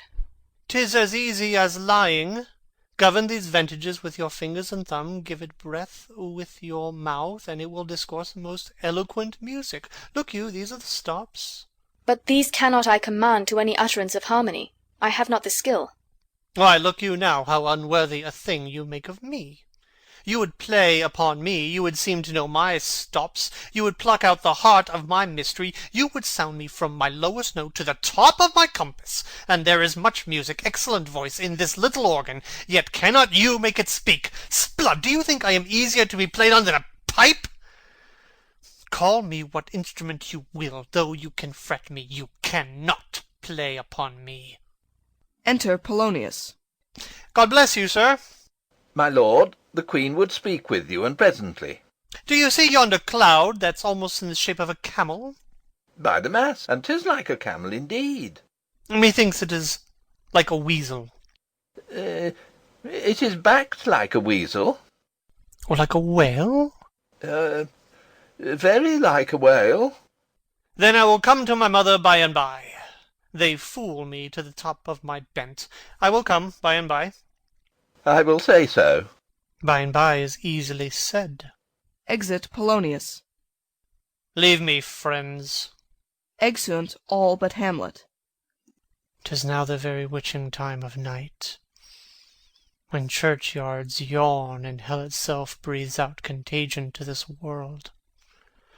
Now could I drink hot blood, and do such bitter business as the day would quake to look on. Soft to my mother. O heart, lose not thy nature. Let not ever the soul of Nero enter this firm bosom. Let me be cruel, not unnatural. I will speak daggers to her, but use none. My tongue and soul in this be hypocrites. How in my words soever she be shent, to give them seals never, my soul, consent. Exit. Scene 3. A room in the castle. Enter King Claudius, Rosencrantz, and Guildenstern. I like him not, nor stands it safe with us to let his madness range. Therefore prepare you. I your commission will forthwith dispatch, and he to England shall along with you. The terms of our estate may not endure hazards so dangerous as doth hourly grow out of his lunacies. We will ourselves provide. Most holy and religious fear it is to keep those many bodies safe that live and feed upon your majesty. The single and peculiar life is bound with all the strength and armour of the mind to keep itself from noyance, but much more that spirit upon whose weal depend and rest the lives of many. The cease of majesty dies not alone, but, like a gulf, doth draw what's near with it.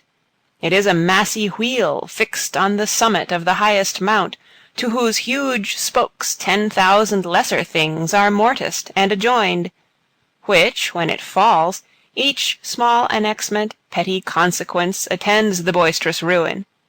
Never alone did the king sigh, but with a general groan. Arm you, I pray you, to the speedy voyage, for we will fetters put upon this fear, which now goes too free-footed. We will haste us. Exeunt Rosencrantz and Guildenstern. Enter Polonius. My lord, he's going to his mother's closet. Behind the arras I'll convey myself to hear the process. I'll warrant she'll tax him home. And, as you said, and wisely was it said, 'tis meet that some more audience than a mother, since nature makes them partial, should o'erhear the speech of vantage. Fare you well, my liege. I'll call upon you ere you go to bed, and tell you what I know. Thanks, dear my lord. Exit Polonius. O my offence is rank. It smells to heaven. It hath the primal eldest curse upon it, a brother's murder. Pray can I not, though inclination be as sharp as will, my stronger guilt defeats my strong intent, and like a man to double business bound, I stand in pause where I shall first begin, and both neglect. What if this cursed hand were thicker than itself with brother's blood? Is there not rain enough in the sweet heavens to wash it white as snow? Whereto serves mercy but to confront the visage of offence? And what's in prayer but this twofold force to be forestalled ere we come to fall, or pardoned being down? Then I'll look up. My fault is past, but Oh, what form of prayer can serve my turn? Forgive me my foul murder. That cannot be, since I am still possessed of those effects for which I did the murder, my crown, mine own ambition, and my queen. May one be pardoned and retain the offence? In the corrupted currents of this world, offence's gilded hand may shove by justice, and oft 'tis seen the wicked prize itself buys out the law. But 'tis not so above. There is no shuffling. There the action lies in his true nature, and we ourselves compelled, even to the teeth and forehead of our faults, to give in evidence. What then? What rests? Try what repentance can, what can it not? Yet what can it when one cannot repent? O wretched state! O bosom black as death! O limed soul that, struggling to be free, art more engaged! Help, angels! Make essay! Bow stubborn knees, and heart with strings of steel be soft as sinews of the new-born babe. All may be well. Retires and kneels. Enter Hamlet. Now might I do it pat. Now he is praying, and now I'll do't. And so he goes to heaven, and so am I revenged? That would be scanned. A villain kills my father, and for that I, his sole son, do this same villain sent to heaven? Oh, this is hire and salary, not revenge. He took my father grossly, full of bread, with all his crimes broad blown as flush as May. And how his audit stands, who knows save heaven? But in our circumstance and course of thought 'tis heavy with him. And am I then revenged to take him in the purging of his soul, when he is fit and seasoned for his passage? No. Up sword. Know thou a more horrid hent, when he is drunk asleep, or in his rage, or in the incestuous pleasure of his bed, at gaming, swearing, or about some act that has no relish of salvation, and then trip him that his heels may kick at heaven, and that his soul may be as damned and black as hell whereto it goes. My mother stays. This physic but prolongs thy sickly days. Exit Hamlet. Rising. My words fly up. My thoughts remain below. Words without thoughts never to heaven go. Exeunt. Scene 4. The Queen's closet. Enter Queen Gertrude and Polonius. He will come straight. Look you lay home to him, tell him his pranks have been too broad to bear with, and that your grace has screened and stood between much heat and him. I'll silence me even here. Pray you be round with him. Within. Mother! Mother! Mother! I'll warrant you, fear me not. Withdraw, I hear him coming. Polonius hides behind the arras. Enter Hamlet. Now, mother, what's the matter? Hamlet, thou hast thy father much offended. Mother, you have my father much offended. Come, come, you answer with an idle tongue. Go, go, you question with a wicked tongue. Why, how now, Hamlet? What's the matter now? Have you forgot me? No, by the rood, not so. You are the queen, your husband's brother's wife, and would it were not so, you are my mother. Nay, then I'll set those to you that can speak. Come, come, and sit you down, you shall not budge. You go not till I set you up a glass where you may see the inmost part of you. What wilt thou do? Thou wilt not murder me. Help! Help, ho! Behind. What? Ho! Help! Help! Help! Drawing. How now? A rat? Dead for a ducat! Dead! Makes a pass through the arras. Behind. I am slain. Falls and dies. Oh me! What hast thou done? Nay, I know not. Is it the king? Oh, what a rash and bloody deed is this! A bloody deed! Almost as bad, good mother, as kill a king and marry with his brother. As kill a king? Ay, lady, 'twas my word. Lifts up the arras and discovers Polonius. Thou wretched, rash, intruding fool! Farewell. I took thee for thy better. Take thy fortune. Thou find'st to be too busy is some danger. Leave wringing of your hands. Peace. Sit you down, and let me wring your heart, for so I shall, if it be made of penetrable stuff, if damned custom have not brusted it so that is proof and bulwark against sense. What have I done, that thou darest wag thy tongue in noise so rude against me? Such an act that blurs the grace and blush of modesty, calls virtue hypocrite, takes the rose from the fair forehead of an innocent love, and sets a blister there, makes marriage vows as false as divers oaths. Oh, such a deed, as from the body of contraction plucks the very soul, and sweet religion makes a rhapsody of words, heaven's face doth glow. Yea, this solidity and compound mass, with tristal visage, as against the doom, is thought sick at the act. Ah me, what act, that roars so loud and thunders in the index? Look here, upon this picture, and on this, the counterfeit presentment of two brothers. See what a grace was seated on this brow. Hyperion's curls, the front of Jove himself, an eye like Mars to threaten and command, a station like the herald Mercury, new lighted on a heaven-kissing hill, a combination and a form indeed, where every god did seem to set his seal, to give the world assurance of a man. This was your husband. Look you now, what follows. Here is your husband, like a mildewed ear, blasting his wholesome brother. Have you eyes?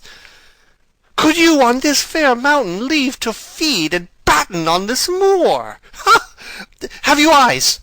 You cannot call it love, for at your age the heyday in the blood is tame. It's humble, and waits upon the judgment. And what judgment would step from this to this? Sense, sure you have, else could you not have motion? But sure that sense is apoplexed. For madness would not err, nor sense to ecstasy was ne'er so thralled, but it reserved some quantity of choice to serve in such a difference. What devil was that cozened you at Hoodman blind? Eyes without feeling, feeling without sight, ears without hands or eyes, smelling sans all, or but a sickly part of one true sense, could not so mope. Oh, shame, where is thy blush? Rebellious hell, if thou canst mutine in a matron's bones to flaming youth, let virtue be as wax, and melt in her own fire. Proclaim no shame when the compulsive ardour gives the charge, since frost itself as actively doth burn, and reason panders will. Oh, Hamlet, speak no more. Thou turn'st mine eyes into my very soul, and there I see such black and grained spots as will not leave their taint. Nay, but to live in the rank sweat of an enseamed bed, stewed in corruption, honeying and making love over the nasty sty. Oh, speak to me no more. These words like daggers enter in mine ears. No more, sweet Hamlet.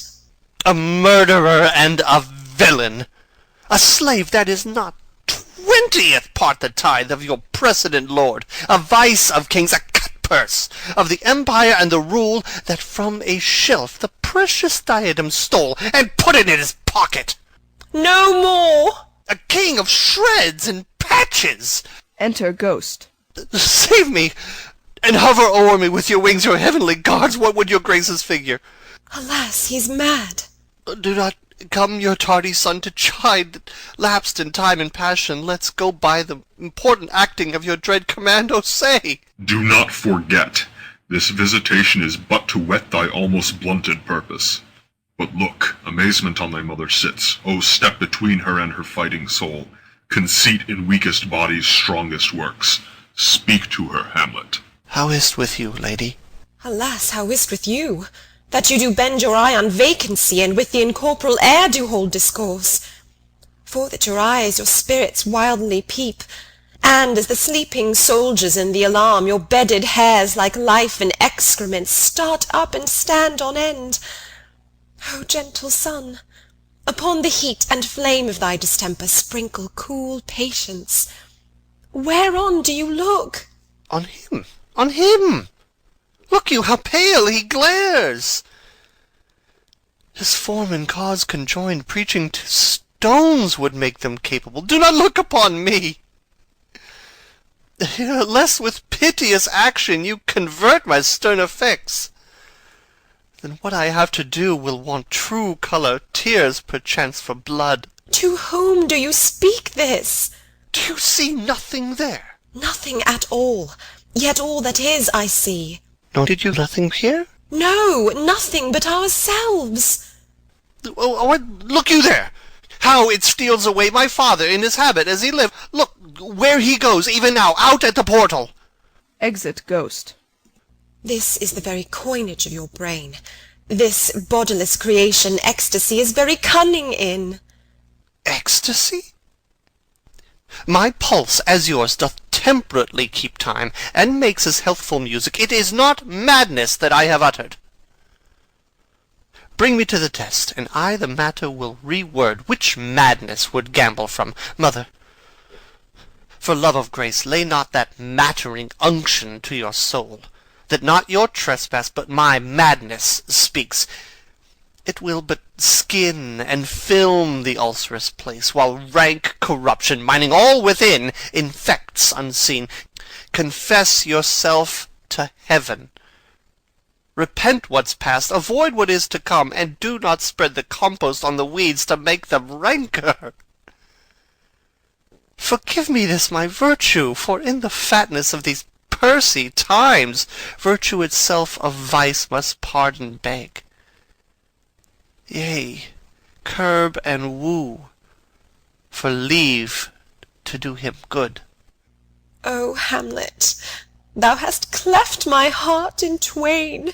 Oh, throw away the worser part of it, and live the purer with the other half. Good night. But go not to my uncle's bed. Assume a virtue if you have it not. That monster custom, who all sense doth eat, of habit's devil is angel, yet in this, that to the use of actions fair and good he likewise gives a frock or livery that is aptly put on. Refrain to-night, and that shall lend a kind of easiness to the next abstinence, the next more easy, for use almost can change the stamp of nature, and either curb the devil, or throw him out with wondrous potency. Once more, good night, and when you are desirous to be blessed, I blessing beg of you. For this same Lord, pointing to Polonius, I do repent. But heaven hath pleased it so to punish me with this, and this with me, that I must be their scourge and minister. I will bestow him, and will answer well the death I gave him. So again, good night. I must be cruel, only to be kind. Thus bad begins, and worse remains behind. One word more, good lady. What shall I do? Not this, by no means that I bid you do. Let the bloat king tempt you again to bed, pince wanton on your cheek, call you his mouse, and let him for a pair of reechy kisses, or paddling in your neck with his damned fingers, make you to ravel all this matter out, that I essentially am not in madness, but mad in craft. 'Twere good you let him know, for who that's but a queen fair, sober, wise, would from a paddock from a bat a jib such dear concernings hide? Who would do so? No. In despite of sense and secrecy, unpeg the basket on the house's top. Let the birds fly, and, like the famous ape, to try conclusions, in the basket creep and break your own neck down. Be thou assured, if words be made of breath, and breath of life, I have no life to breathe what thou hast said to me. I must to England. You know that. Alack, I had forgot. 'Tis so concluded on. There's letters sealed. And my 2 schoolfellows, whom I trust as I will adders fanged, they bear the mandate. They must sweep my way, and marshal me to knavery. Let it work. For 'tis the sport to have the engineer hoist with his own petard. And shall go hard, but I will delve 1 yard below their minds, and blow them at the moon. Oh, 'tis most sweet when in one line 2 crafts directly meet. This man shall set me packing. I'll lug the guts into the neighbor room. Mother, good night. Indeed, this counselor is now most still, most secret, and most grave, who was in life a foolish, prating knave. Come, sir, to draw toward an end with you. Good night, mother. Exeunt severally, Hamlet dragging in Polonius. End of Act 3. The Tragedy of Hamlet, Prince of Denmark, by William Shakespeare. Act 4, Scene 1. A room in the castle. Enter King Claudius, Queen Gertrude, Rosencrantz, and Guildenstern. There's matter in these sighs, these profound heaves. You must translate. 'Tis fit we understand them. Where is your son? Bestow this place on us a little while. Exeunt Rosencrantz and Guildenstern. Ah, my good lord, what have I seen tonight? What, Gertrude? How does Hamlet? Mad, as the sea and wind, when both contend which is the mightier. In his lawless fit, behind the arras hearing something stir, whips out his rapier, cries, "A rat! A rat!" and in this brainish apprehension kills the unseen good old man. Oh, heavy deed! It had been so with us had we been there. His liberty is full of threats to all, to you yourself, to us, to every one. Alas, how shall this bloody deed be answered? It will be laid to us, whose providence should have kept short, restrained, and out of haunt this mad young man. But so much was our love, we would not understand what was most fit, but like the owner of a foul disease, to keep it from divulging, let it feed even on the pith of life. Where's he gone? To draw apart the body he hath killed, or whom his very madness, like some ore among a mineral of metals base, shows itself pure. He weeps for what is done. O Gertrude, come away. The sun no sooner shall the mountains touch, but we will ship him hence. And this vile deed we must, with all our majesty and skill, both countenance and excuse. Oh, Guildenstern. Re-enter Rosencrantz and Guildenstern. Friends both, go join you with some further aid. Hamlet in madness hath Polonius slain, and from his mother's closet hath he dragged him. Go seek him out. Speak fair, and bring the body into the chapel. I pray you, haste in this. Exeunt Rosencrantz and Guildenstern. Come, Gertrude, we'll call up our wisest friends, and let them know both what we mean to do, and what's untimely done. Oh, come away, my soul is full of discord and dismay. Exeunt. Scene 2. Another room in the castle. Enter Hamlet. Safely stowed. Within. Hamlet! Lord Hamlet! What noise? Who calls on Hamlet? Oh, here they come. Enter Rosencrantz and Guildenstern. What have you done, my lord, with the dead body? Compounded it with dust. whereto 'tis kin. Tell us where 'tis, that we may take it thence, and bear it to the chapel. Do not believe it. Believe what? That I can keep your counsel and not mine own. Besides, to be demanded of a sponge. What replication should be made by the son of a king? Take you me for a sponge, my lord? Ay, sir, that soaks up the king's countenance, his rewards, his authorities. But such officers do the king best service in the end. He keeps them, like an ape, in the corner of his jaw first mouthed, to be last swallowed. When he needs what you have gleaned, it is but squeezing you, and sponge you shall be dry again. I understand you not, my lord. I am glad of it. A knavish speech sleeps in a foolish ear. My lord, you must tell us where the body is, and go with us to the king. The body is with the king, but the king is not with the body. The king is a thing... A thing, my lord? Of nothing. Bring me to him. Hide, fox, and all after. Exeunt. Scene 3. Another room in the castle. Enter King Claudius, attended. I have sent to seek him and to find the body. How dangerous it is that this man goes loose, yet must we not put the strong law on him. He's loved of the distracted multitude, who like not in their judgment but their eyes. And where 'tis so, the offender's scourge is weighed, but never the offence. To bear all smooth and even, this sudden sending him away must seem deliberate pause. Diseases desperate grown by desperate appliance are relieved, or not at all. Enter Rosencrantz. How now? What hath befallen? Where the dead body is bestowed, my lord, we cannot get from him. But where is he? Without, my lord, guarded, to know your pleasure. Bring him before us. Ho, Guildenstern! Bring in my lord. Enter Hamlet and Guildenstern. Now, Hamlet, where's Polonius? At supper. At supper?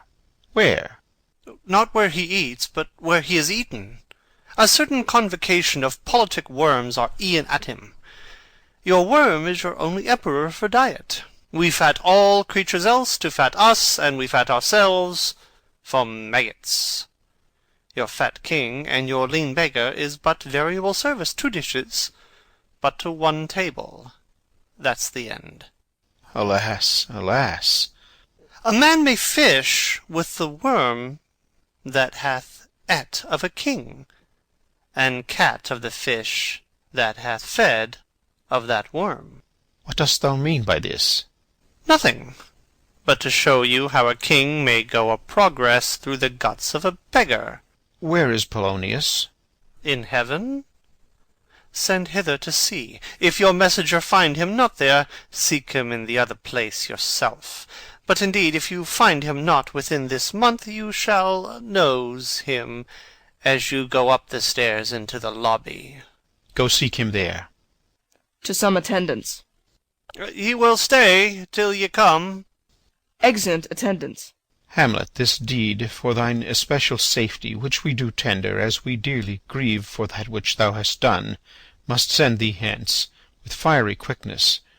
Therefore prepare thyself. The bark is ready, and the wind at help. The associates tend, and everything is bent for England. For England? Ay, Hamlet. Good. So is't, if thou knew'st our purposes. I see a cherub that sees them. But come, for England! Farewell, dear mother.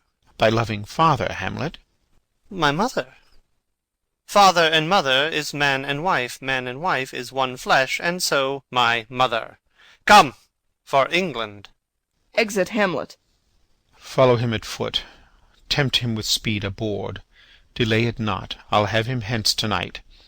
Away, for everything is sealed and done, that else leans on the affair. Pray you, make haste. Exeunt Rosencrantz and Guildenstern. And England, if my love thou hold'st at aught, as my great power thereof may give thee sense, since yet thy cicatrice looks raw and red after the Danish sword, and thy free oar pays homage to us, thou mayst not coldly set our sovereign process, which imports at full, by letters congruing to that effect the present death of Hamlet. Do it, England, for like the hectic in my blood he rages, and thou must cure me, till I know 'tis done, however my haps, my joys were ne'er begun. Exit. Scene 4. A plain in Denmark. Enter Fortinbras, a captain, and soldiers marching. Go, captain. From me greet the Danish king. Tell him that, by his license, Fortinbras craves the conveyance of a promised march over his kingdom. You know the rendezvous. If that his majesty would aught with us, we shall express our duty in his eye, and let him know so. I will do it, my lord. Go softly on. Exeunt Fortinbras and soldiers. Enter Hamlet, Rosencrantz, Guildenstern, and others. Good sir, whose powers are these? They are of Norway, sir. How purposed, sir, I pray you? Against some part of Poland. Who commands them, sir? The nephews to old Norway, Fortinbras. Goes it against the main of Poland, sir, or for some frontier? Truly to speak, and with no addition, we go to gain a little patch of ground that hath in it no profit but the name. To pay 5 ducats, 5, I would not farm it, nor will it yield to Norway or the Pole a ranker rate should it be sold in fee. Why, then the Polack never will defend it. Yes, it is already garrisoned. 2,000 souls and 20,000 ducats will not debate the question of this straw. This is the imposthume of much wealth and peace that inward breaks, and shows no cause without why the man dies. I humbly thank you, sir. God be with you, sir. Exit Captain. Wilt please you go, my lord? I'll be with you straight. Go a little before. Exeunt all except Hamlet. How all occasions do inform against me, and spur my dull revenge. What is a man, if his chief good and market of his time be but to sleep and feed? A beast, no more? Sure he that made us with such large discourse looking before and after gave us not that capability and godlike reason to fuss in us unused?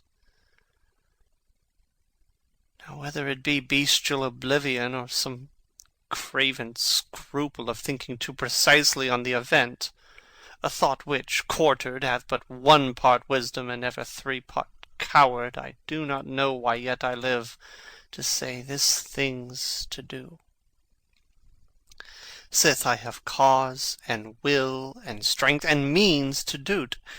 Examples gross as earth exhort me. Witness this army of such mass and charge, led by a delicate and tender prince, whose spirit with divine ambition puffed makes mouths at the invisible event, exposing what is mortal and unsure to all that fortune, death, and danger dare, even for an egg-shell. Rightly to be great is not to stir without great argument, but greatly to find quarrel in a straw when honour's at the stake. How stand I then that have a father killed, a mother stained, excitements of my reason and my blood, and let all sleep, while to my shame I see the imminent death of 20,000 men, that for a fantasy and trick of fame go to their graves like beds? Fight for a plot whereon the numbers cannot try the cause, which is not tomb enough incontinent to hide the slain. Oh, from this time forth my thoughts be bloody, or be nothing worth. Exit. Scene 5. Elsinore. A room in the castle. Enter Queen Gertrude, Horatio, and a gentleman. I will not speak with her. She is importunate, indeed distract. Her mood will needs be pitied. What would she have? She speaks much of her father, says she hears there's tricks of the world, and hems and beats her heart, spurns enviously at straws, speaks things in doubt that carry but half sense. Her speech is nothing, yet the unshaped use of it doth move the hearers to collection. They aim at it, and botch the words up fit to their own thoughts, which, as her winks and nods and gestures yield them, indeed would make one think there might be thought, though nothing sure, yet much unhappily. 'Twere good she were spoken with, for she may strew dangerous conjectures in ill-breeding minds. Let her come in. Exit Horatio. To my sick soul, as sin's true nature is, each toy seems prologue to some great amiss. So full of artless jealousy is guilt, it spills itself in fearing to be spilt. Re-enter Horatio with Ophelia. Where is the beauteous majesty of Denmark? How now, Ophelia? Sings. How should I your true love know from another one? By his cockle hat and staff, and his sandal shoon. Alas, sweet lady, what imports this song? Say you? Nay, pray you mark. Sings. He is dead and gone, lady, he is dead and gone. At his head a grass-green turf, at his heels a stone. Nay, but Ophelia! Pray you, mark. Sings. White his shroud as the mountain snow. Enter King Claudius. Alas, look here, my lord. Sings. Loaded with sweet flowers, which bewept to the grave did go, with true love showers. How do you, pretty lady? Well, God ild you. They say the owl was a baker's daughter. Lord, we know what we are, but not what we may be. God be at your table. Conceit upon her father. Pray you, let's have no words of this. But when they ask you what it means, say you this. Sings. Tomorrow is St. Valentine's Day, all in the morning betime, and I a maid at your window to be your Valentine. Then up he rose and donned his clothes, and up the chamber door, let in the maid that out a maid never departed more. Pretty Ophelia. Indeed, allow without an oath, I'll make an end on't. Sings. By Jis and by St. Charity, alack and fie for shame, young men will do it if they come to it, by cock they are to blame. Quoth she, before you tumbled me, you promised me to wed. So would I ha' done by yonder sun, and thou hadst not come to my bed. How long hath she been thus? I hope all will be well. We must be patient, but I cannot choose but weep, to think they should lay him in the cold ground. My brother shall know of it, and so I thank you for your good counsel. Come, my coach.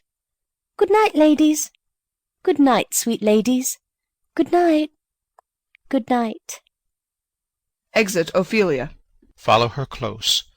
Give her good watch, I pray you. Exit Horatio. Oh, this is the poison of deep grief. It springs all from her father's death. Oh, Gertrude, Gertrude, when sorrows come, they come not single spies, but in battalions. First her father slain, next your son gone, and he most violent author of his own just remove. The people muddied, thick and unwholesome in their thoughts and whispers for good Polonius's death, and we have done but greenly in hugger-mugger to inter him. Poor Ophelia divided from herself and her fair judgment, without the which we are pictures or mere beasts. Last and as much containing as all these, her brother is in secret come from France, feeds on his wonder, keeps himself in clouds, and wants not buzzers to infect his ear with pestilent speeches of his father's death. Where in necessity of matter beggared, will nothing stick our person to arraign in ear and ear. Oh, my dear Gertrude, this, like to a murdering piece, in many places gives me superfluous death. A noise within. Alack, what noise is this? Where are my Switzers? Let them guard the door. Enter another gentleman. What is the matter? Save yourself, my lord. The ocean, overpeering of his list, eats not the flats with more impetuous haste than young Laertes in a riotous head o'erbears your officers. The rabble call him lord, and as the world were now but to begin, antiquity forgot, custom not known, the ratifiers and props of every word, they cry, choose we, Laertes shall be king. Caps, hands, and tongues applaud it to the clouds. Laertes shall be king, Laertes king. How cheerfully on the false trail they cry. Oh, this is counter, you false Danish dogs. The doors are broke. Noise within. Enter Laertes armed, Danes following. Where is the king? Sirs, stand you all without. No, let us come in. I pray you, give me leave. We will. They retire without the door. I thank you. Keep the door. Oh, thou vile king, give me my father. Calmly, good Laertes. That drop of blood that's calm proclaims me bastard, cries cuckold to my father, brands the harlot even here between the chaste, unsmirched brow of my true mother. What is the cause, Laertes, that thy rebellion looks so giant-like? Let him go, Gertrude. Do not fear our person. There's such divinity doth hedge a king, that treason can but peep to what it would, acts little of his will. Tell me, Laertes, why thou art thus incensed? Let him go, Gertrude. Speak, man. Where is my father? Dead. But not by him. Let him demand his fill. How came he dead? I'll not be juggled with. To hell allegiance, vows to the blackest devil, conscience and grace to the profoundest pit. I dare damnation. To this point I stand, that both the worlds I give to negligence, let come what comes.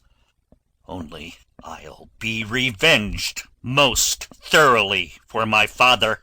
Who shall stay you? My will, not all the world. And for my means, I'll husband them so well they shall go far with little. Good Laertes, if you desire to know the certainty of your dear father's death, is't writ in your revenge that swoop-stake you will draw both friend and foe, winner and loser? None but his enemies. Will you know them then?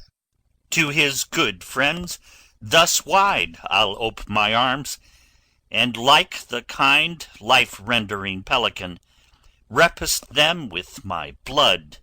Why, now you speak like a good child and a true gentleman. That I am guiltless of your father's death, and am most sensible in grief for it, it shall as level to your judgment pierce as day does to your eye. Within. Let her come in. How now? What noise is that? Re-enter Ophelia. Oh, heat, dry up my brains.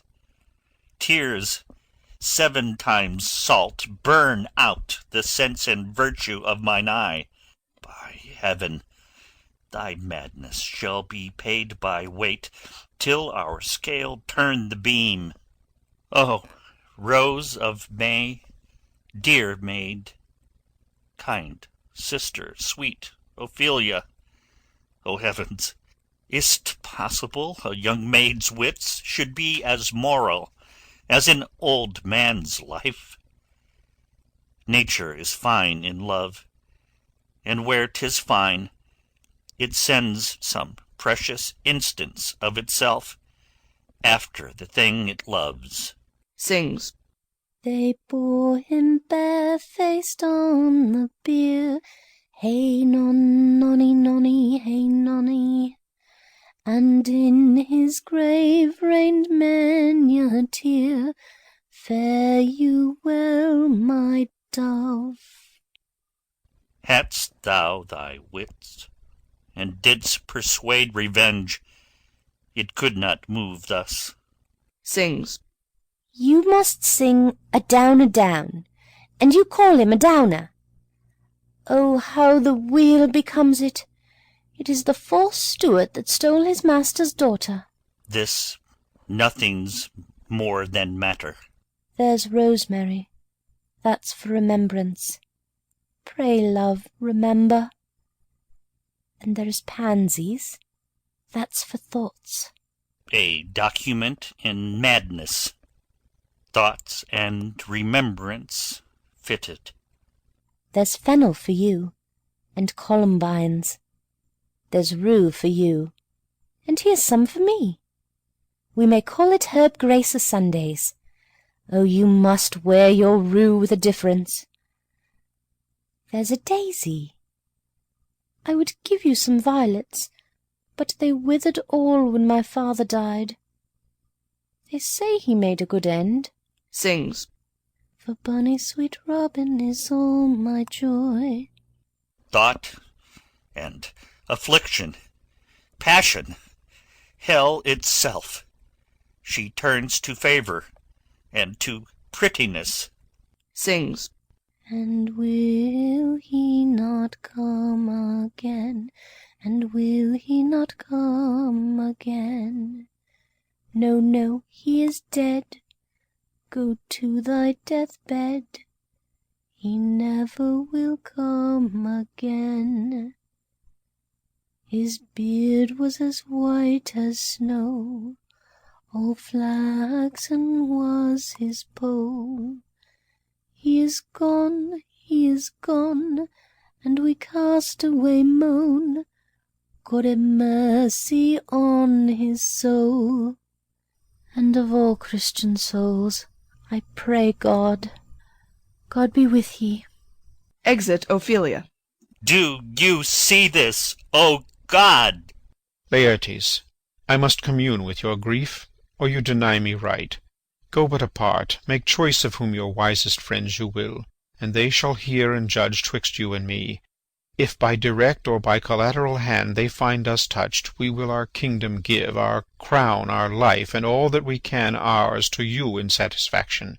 But if not, be you content to lend your patience to us, and we shall jointly labour with your soul to give it due content. Let this be so. His means of death, his obscure funeral, no trophy, sword, nor hatchment o'er his bones, no noble rite nor formal ostentation. Cry to be heard, as 'twere from heaven to earth, that I must cal't in question. So you shall, and where the offence is, let the great axe fall. I pray you, go with me. Exeunt. Scene 6. Another room in the castle. Enter Horatio and a servant. What are they that would speak with me? Sailors, sir. They say they have letters for you. Let them come in. Exit servant. I do not know from what part of the world I should be greeted, if not from Lord Hamlet. Enter sailors. God bless you, sir. Let him bless thee too. He shall, sir, and please him. There's a letter for you, sir. It comes from the ambassador that was bound for England, if your name be Horatio, as I am to let know it is. Reads. Horatio, when thou shalt have overlooked this, give these fellows some means to the king. They have letters for him. Ere we were 2 days old at sea, a pirate, of very warlike appointment, gave us chase. Finding ourselves too slow of sail, we put on a compelled valour, and in the grapple I boarded them. On the instant they got clear of our ship, so I alone became their prisoner. They have dealt with me like thieves of mercy, but they knew what they did. I am to do a good turn for them. Let the king have the letters I have sent, and repair thou to me with as much speed as thou wouldst fly death. I have words to speak in thine ear will make thee dumb. Yet they are much too light for the bore of the matter. These good fellows will bring thee where I am. Rosencrantz and Guildenstern hold their course for England. Of them I have much to tell thee. Farewell. He that thou knowest thine, Hamlet.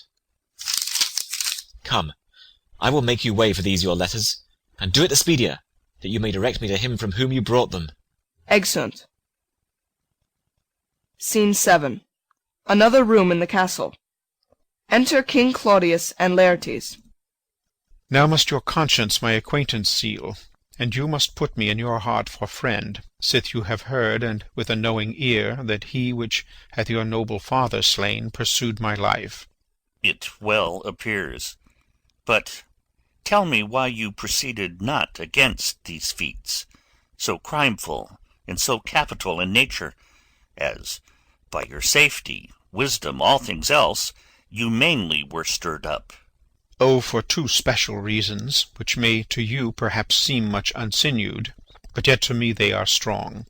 The queen, his mother, lives almost by his looks, and for myself, my virtue or my plague, be it either which, she's so conjunctive to my life and soul, that as the star moves not but in his sphere, I could not but buy her.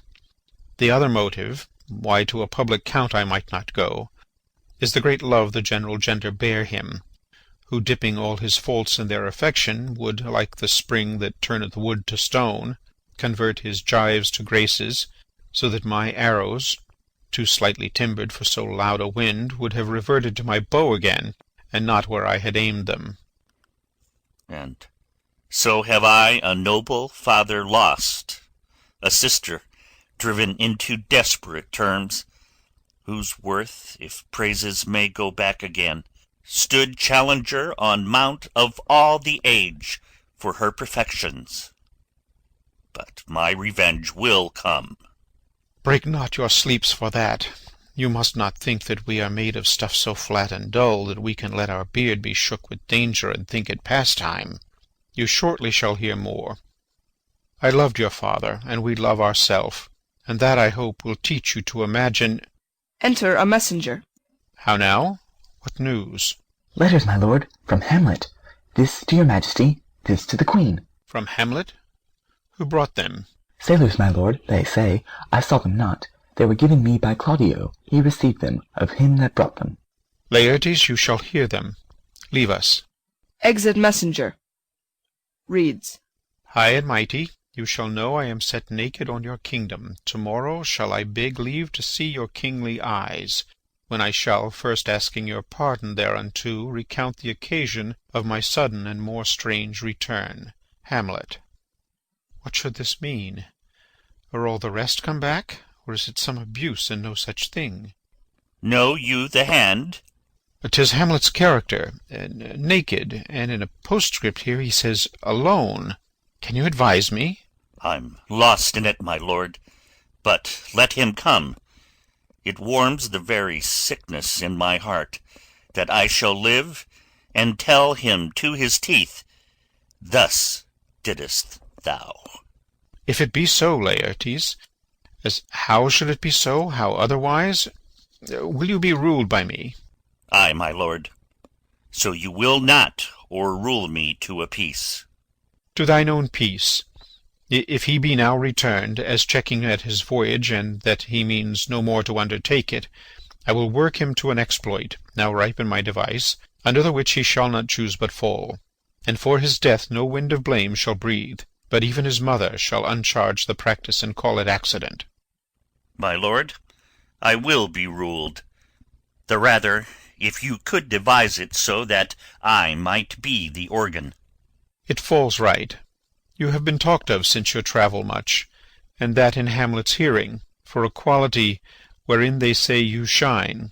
Your sum of parts did not together pluck such envy from him as did that one, and that in my regard of the unworthiest siege.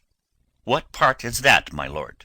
A very riband in the cap of youth, yet needful too, For youth no less becomes the light and careless livery that it wears than settled age his sables and his weeds, importing health and graveness. 2 months since, here was a gentleman of Normandy. I've seen myself and served against the French, and they can well on horseback. But this gallant had witchcraft in it. He grew unto his seat, and to such wondrous doing brought his horse as he had been encorpsed and demi-natured with the brave beast. So far he topped my thought, that I in forgery of shapes and tricks come short of what he did. A Norman, was't? A Norman. Upon my life, Lamond. The very same. I know him well. He is the brooch indeed, and gem of all the nation. He made confession of you, and gave you such a masterly report for art and exercise in your defence, and for your rapier most especially, that he cried out, 'twould be a sight indeed if one could match you. The scrimmers of their nation, he swore, had neither motion, guard, nor eye, if you opposed them. Sir, this report of his did Hamlet so envenom with his envy, that he could nothing do but wish and beg your sudden coming o'er to play with him. Now, out of this— What out of this, my lord? Laertes, was your father dear to you, or are you like the painting of a sorrow, a face without a heart? Why ask you this? Not that I think you did not love your father, but that I know love is begun by time, and that I see in passages of proof time qualifies the spark and fire of it. There lives within the very flame of love a kind of wick or snuff that will abate it, and nothing is at a like goodness still. For goodness, growing to a pleurisy, dies in his own too much.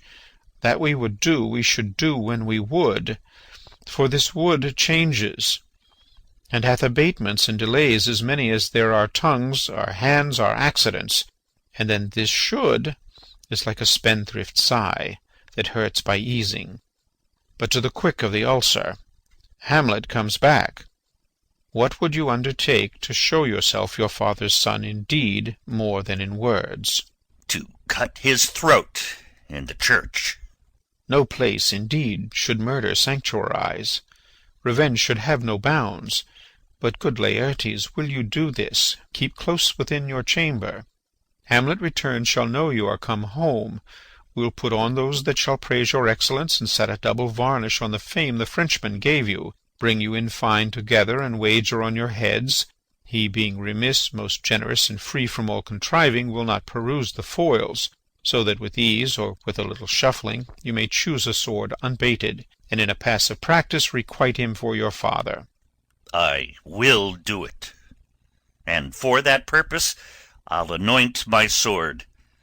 I bought an unction of a mountebank so mortal that, but dip a knife in it, where it draws blood, no cataplasm so rare, collected from all simples that have virtue under the moon, can save the thing from death that is but scratched withal.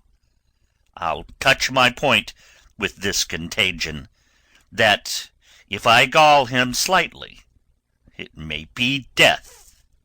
Let's further think of this, weigh what convenience both of time and means may fit us to our shape. If this should fail, and that our drift look through our bad performance, 'twere better not essayed.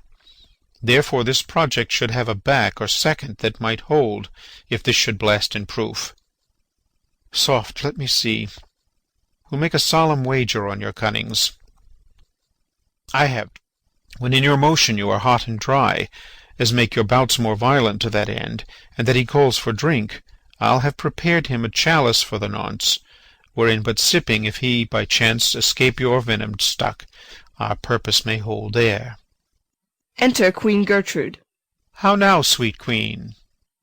One woe doth tread upon another's heel, so fast they follow. Your sister's drowned, Laertes. Drowned? Oh, where? There is a willow grows aslant a brook, that shows his hoar leaves in the glassy stream.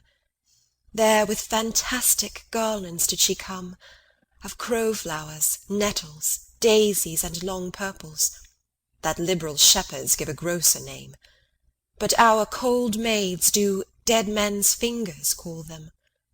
There on the pendant boughs her coronet weeds clambering to hang, an envious sliver broke. when down her weedy trophies and herself fell in the weeping brook, her clothes spread wide, and mermaid-like awhile they bore her up, which time she chanted snatches of old tunes, as one incapable of her own distress, or like a creature native and endued unto that element.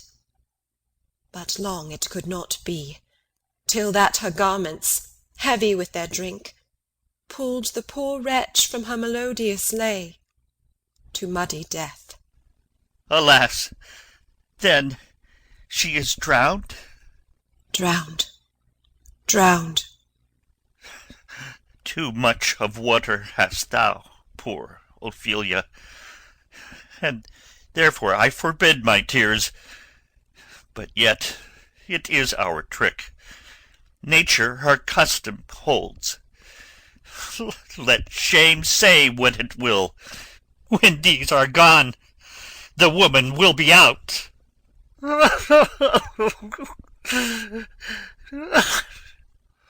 Adieu, my lord. I have a speech of fire that fain would blaze, but that this folly doubts it. Exit Laertes. Let's follow, Gertrude. How much I had to do to calm his rage! Now fear I this will give it start again. Therefore let's follow. Exeunt. End of Act 4. The Tragedy of Hamlet, Prince of Denmark, by William Shakespeare. Act 5, Scene 1. A churchyard. Enter two clowns with spades, etc. Is she to be buried in Christian burial that wilfully seeks her own salvation? I tell thee she is, so make her grave straight. The crowner hath sat on her and finds it Christian burial. How can that be, unless she drowned herself in her own defence? Why, 'tis found so. It must be se offendendo. It cannot be else. For here lies the point. If I drown myself wittingly, it argues an act, and an act hath three branches. It is to act, to do, to perform. Argal, she drowned herself wittingly. Nay, but hear you, goodman Delver. Give me leave. Here lies water. Good. Here stands the man. Good. If the man go to this water and drown himself, it is, will he, nil he. He goes. Mark you that. But if the water come to him and drown him, he drowns not himself. Argal, he that is not guilty of his own death shortens not his own life. But is this law? Ay, marry ist, Crowner's quest law. Will you have the truth on't? If this had not been a gentlewoman, she should have been buried out of Christian burial. Why, there thou sayest, and that more pity that great folk should have countenance in this world to drown or hang themselves, more than they're even Christian. Come, my spade, there is no ancient gentleman but gardeners, ditchers, and grave-makers. They hold up Adam's profession. Was he a gentleman? He was the first that ever bore arms. Why, he had none. What? Art a heathen? How dost thou understand the Scripture? The Scripture says, Adam digged. Could he dig without arms? If you answerest me not to the purpose, confess thyself. Go to. What is he that builds stronger than either the mason, the shipwright, or the carpenter? A gallows-maker, for that frame outlives 1,000 tenants. I like thy wit well, in good faith. The gallows does well, but how does it well? It does well to those that do in. Now thou dost ill to say the gallows is built stronger than the church. Argal, the gallows may do well to thee. Toot, come again. Who builds stronger than a mason, a shipwright, or a carpenter? Ay, tell me that, eunuch. Marry, now I can tell. Toot. Mass, I cannot tell. Enter Hamlet and Horatio, at a distance. Cudgel thy brains no more about it, for your dull ass will not mend his pace with beating, and when you are asked this question next, say, a grave-maker. The houses that he makes last till doomsday. Go, get thee to Johann, fetch me a stoup of liquor. Exit second clown. First clown digs and sings. In youth when I did love, methought it was very sweet to contract, the time for me behove. Oh, methought there was nothing meet. Has this fellow no feeling of his business, that he sings grave-making? Custom hath made it in him a property of easiness. 'Tis e'en so. The hand of little employment hath the daintier sense. Sings. But age with his stealing steps hath clawed me in his clutch, and hath shipped me into the land, as if I had never been such. Throws up a skull. That skull had a tongue in it, and could sing once. How the knave jowls it to the ground, as if it were Cain's jawbone that did the first murder. It might be the pate of a politician, which this ass now o'erreaches. One that would circumvent God, might it not? It might, my lord. Or of a courtier, which could say, Good morrow, sweet lord. How dost thou, good lord? This might mean by lord, such a one that praised my lord such a one's horse, when he meant to beg in it, might it not? Ay, my lord. Why, e'en so. And now my lady worms, chapless, and knocked about the mazzard with a sexton's spade. Here's fine revolution, and we add the trick deceit. Did these bones cost no more the breeding, but to play at loggards with them? Mine ache to think on't. Sings. A pickaxe and a spade for a shrouding sheet. Oh, a pit of clay to be made for such a guest is meet. Throws up another skull. There's another. Why may not that be the skull of a lawyer? Where be his quiddities now, his quillets, his cases, his tenures, and his tricks? Why does he suffer this rude knave now to knock him about the sconce with a dirty shovel, and will not tell him of his action of battery? This fellow might be in time a great buyer of land, with his statues, his recognizances, his fines, his double vouchers, his recoveries. Is this the fine of his fines, and the recovery of his recoveries, to have his fine pate full of fine dirt? Will his vouchers vouch him no more of his purchases? And double ones too, than the length and breadth of a pair of indentures. The very conveyances of his land will hardly lie in this box. And must the interior himself have no more, huh? Not a jot more, my lord. Is not parchment made of sheepskins? Ay, my lord, and of calfskins too. They are sheep and calves which seek out assurance in that. I will speak to this fellow. Whose grave is this, sirrah? Mine, sir. Sings. Oh, a pit of clay to be made for such a guest is meet. I think it be thine indeed, for thou liest in't. You lie out on it, sir, and therefore it is not yours. For my part, I do not lie in it, and yet it is mine. Thou dost lie in't, to be in't, and say it is thine. 'Tis for the dead, not for the quick.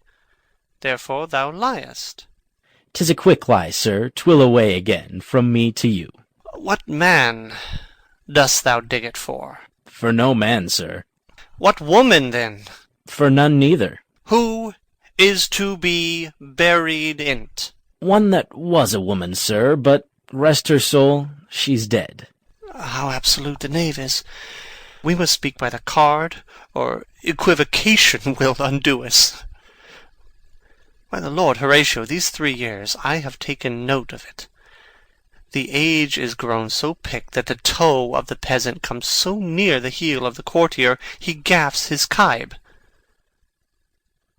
How long hast thou been a grave-maker? Of all the days of the year, I came to it that day that our last King Hamlet overcame Fortinbras. How long is that since? Cannot you tell that? Every fool can tell that. It was the very day that young Hamlet was born, he that is mad and sent into England. Ay, marry, why was he sent into England? Why, because he was mad. He shall recover his wits there, or, if he do not, it's no great matter there. Why? 'Twill not be seen in him there. There the men are as mad as he. How came he mad? Very strangely, they say. How strangely? Faith, e'en with losing his wits. Upon what ground? Why, here in Denmark. I have been sexton here, man and boy, 30 years. How long will a man lie in the earth ere he rot? If he be not rotten before he die, as we have many pocky courses nowadays that will scarce hold the laying in, he will last you some 8 or 9 year. A tanner will last you 9 year. Why he more than another? Why, sir, his hide is so tanned with his trade that he will keep out water a great while, and your water is a sore decayer of the horse and dead body. Here's a skull now. This skull has lain in the earth 23 years. Whose was it?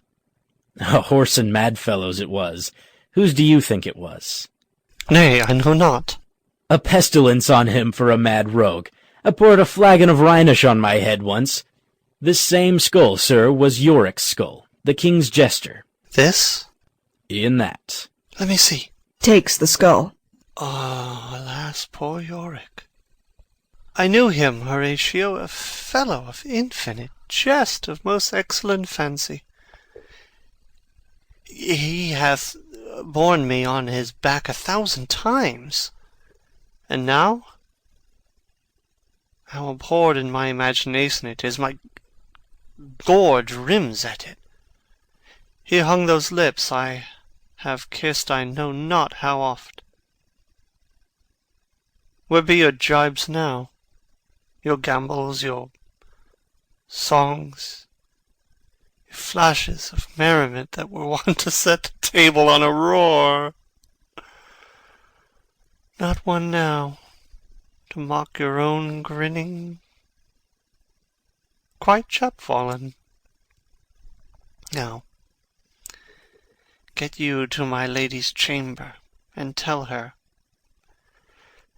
Let her paint an inch thick, to this favour she must come. Make her laugh at that. Prithee, Horatio, tell me one thing. What's that, my lord? Dost thou think Alexander looked o' this fashion in the earth? E'en so. And smelt so? Oh! Puts down the skull. E'en so, my lord. To what base uses we may return, Horatio? Why may not imagination trace the noble dust of Alexander, till he find it stopping a bunghole? 'Twere to consider too curiously to consider so. No, faith, not a jot, but to follow him thither with modesty enough, and likelihood to lead it. As thus, Alexander died, Alexander was buried. Alexander returneth into dust, the dust is of earth. Of earth we make loam. And why of that loam, whereto he was converted, might they not stop a beer barrel? Imperious Caesar, dead, turned to clay, might stop a hole to keep the wind away. Oh, that earth, which kept the world in awe, should patch a wall to expel the winter flaw. Soft, but soft aside, here comes the king. Enter priest, etc. in procession. The corpse of Ophelia, Laertes, and mourners following. King Claudius, Queen Gertrude, their trains, etc. The queen, the courtiers, who is this they follow? And with such maimed rites, this doth betoken the course they follow did with desperate hand fordo its own life. 'Twas of some estate.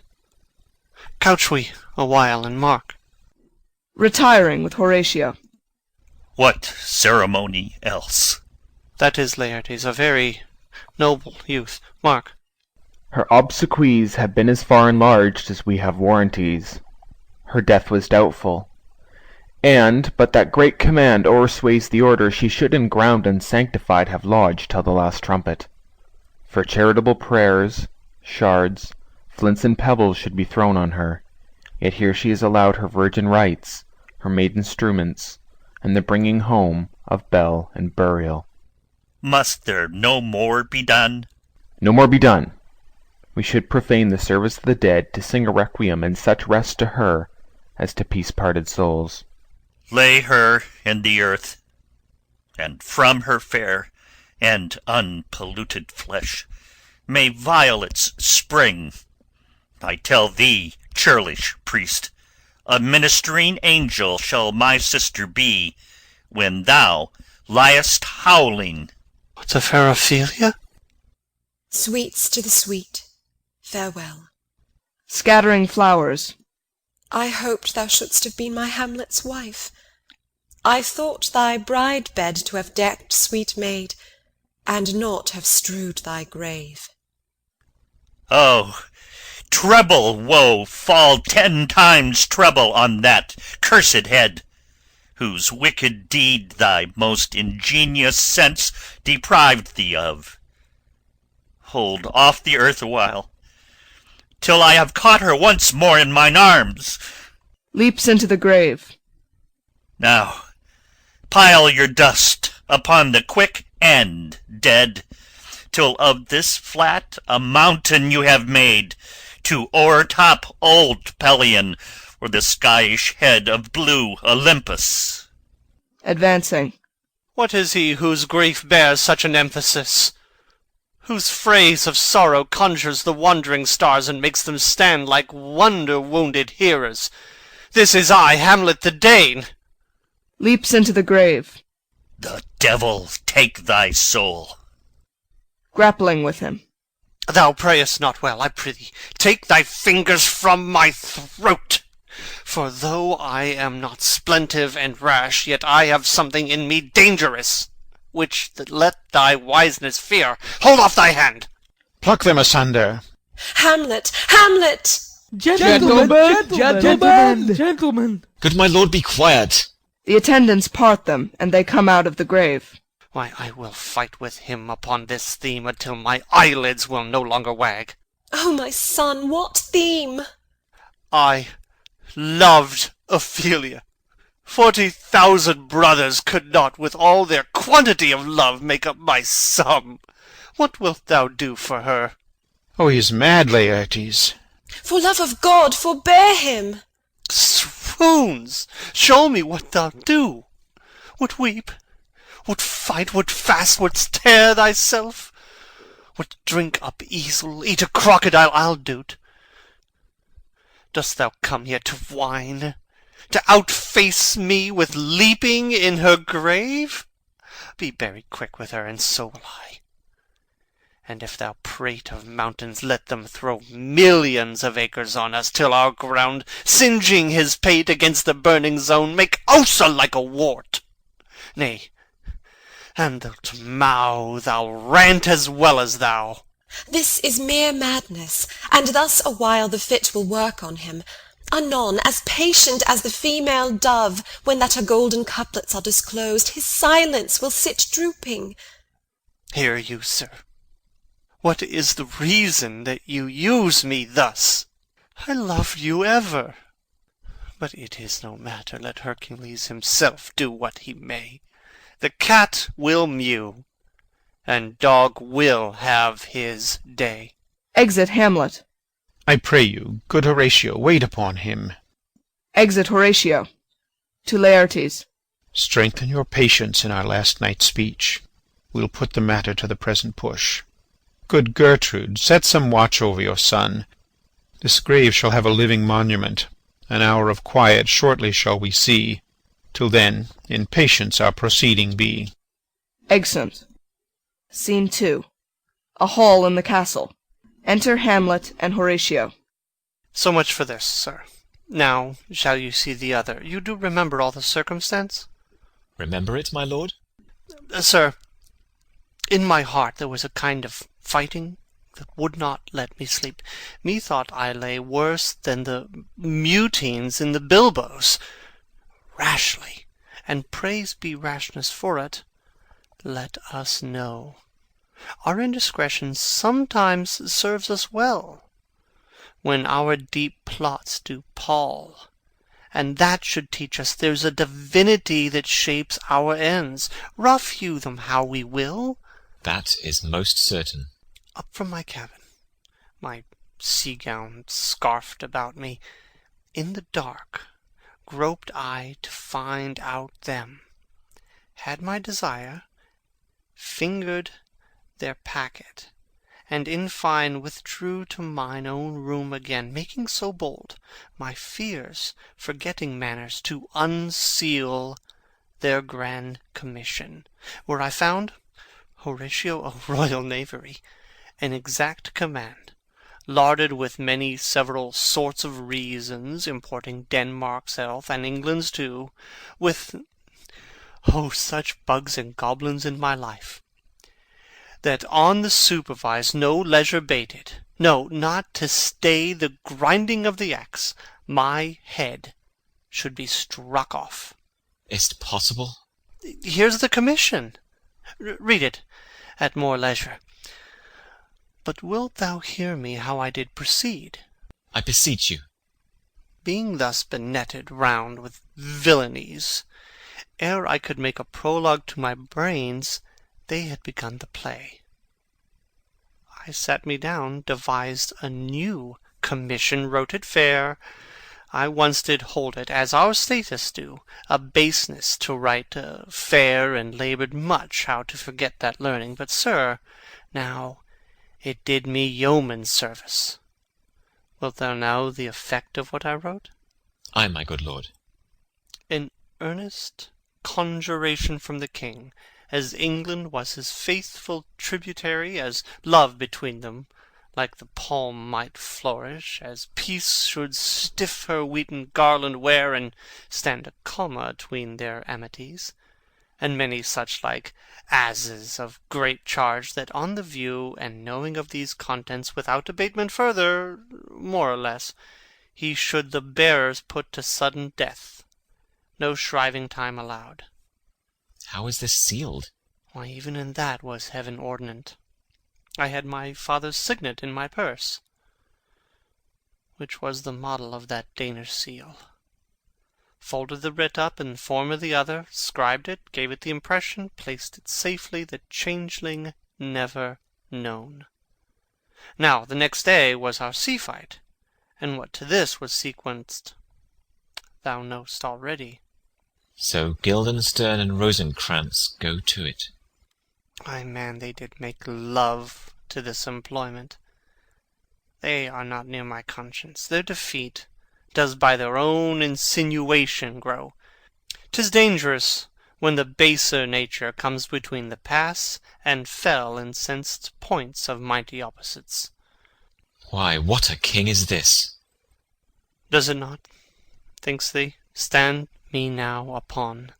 He that hath killed my king and whored my mother, popped in between the election and my hopes, thrown out his angle for my proper life, and with such cozenage, is not the perfect conscience to quit him with this arm? And is not to be damned to let this canker of our nature come in further evil? It must be shortly known to him from England what is the issue of the business there. It will be short. The interim is mine, and a man's life no more than to say one. But I am very sorry, good Horatio, that to Laertes I forgot myself. For by the image of my cause I see the portraiture of his. I'll court his favours, but sure the bravery of his grief did put me into a towering passion. Peace! Who comes here? Enter Osric. Your lordship is right welcome back to Denmark. I humbly thank you, sir. Dost know this Wanderfly?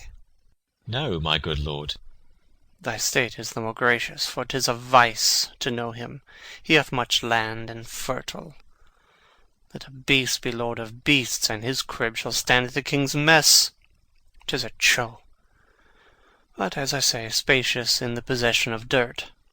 Sweet lord, if your lordship were at leisure, I should impart a thing to you from his majesty.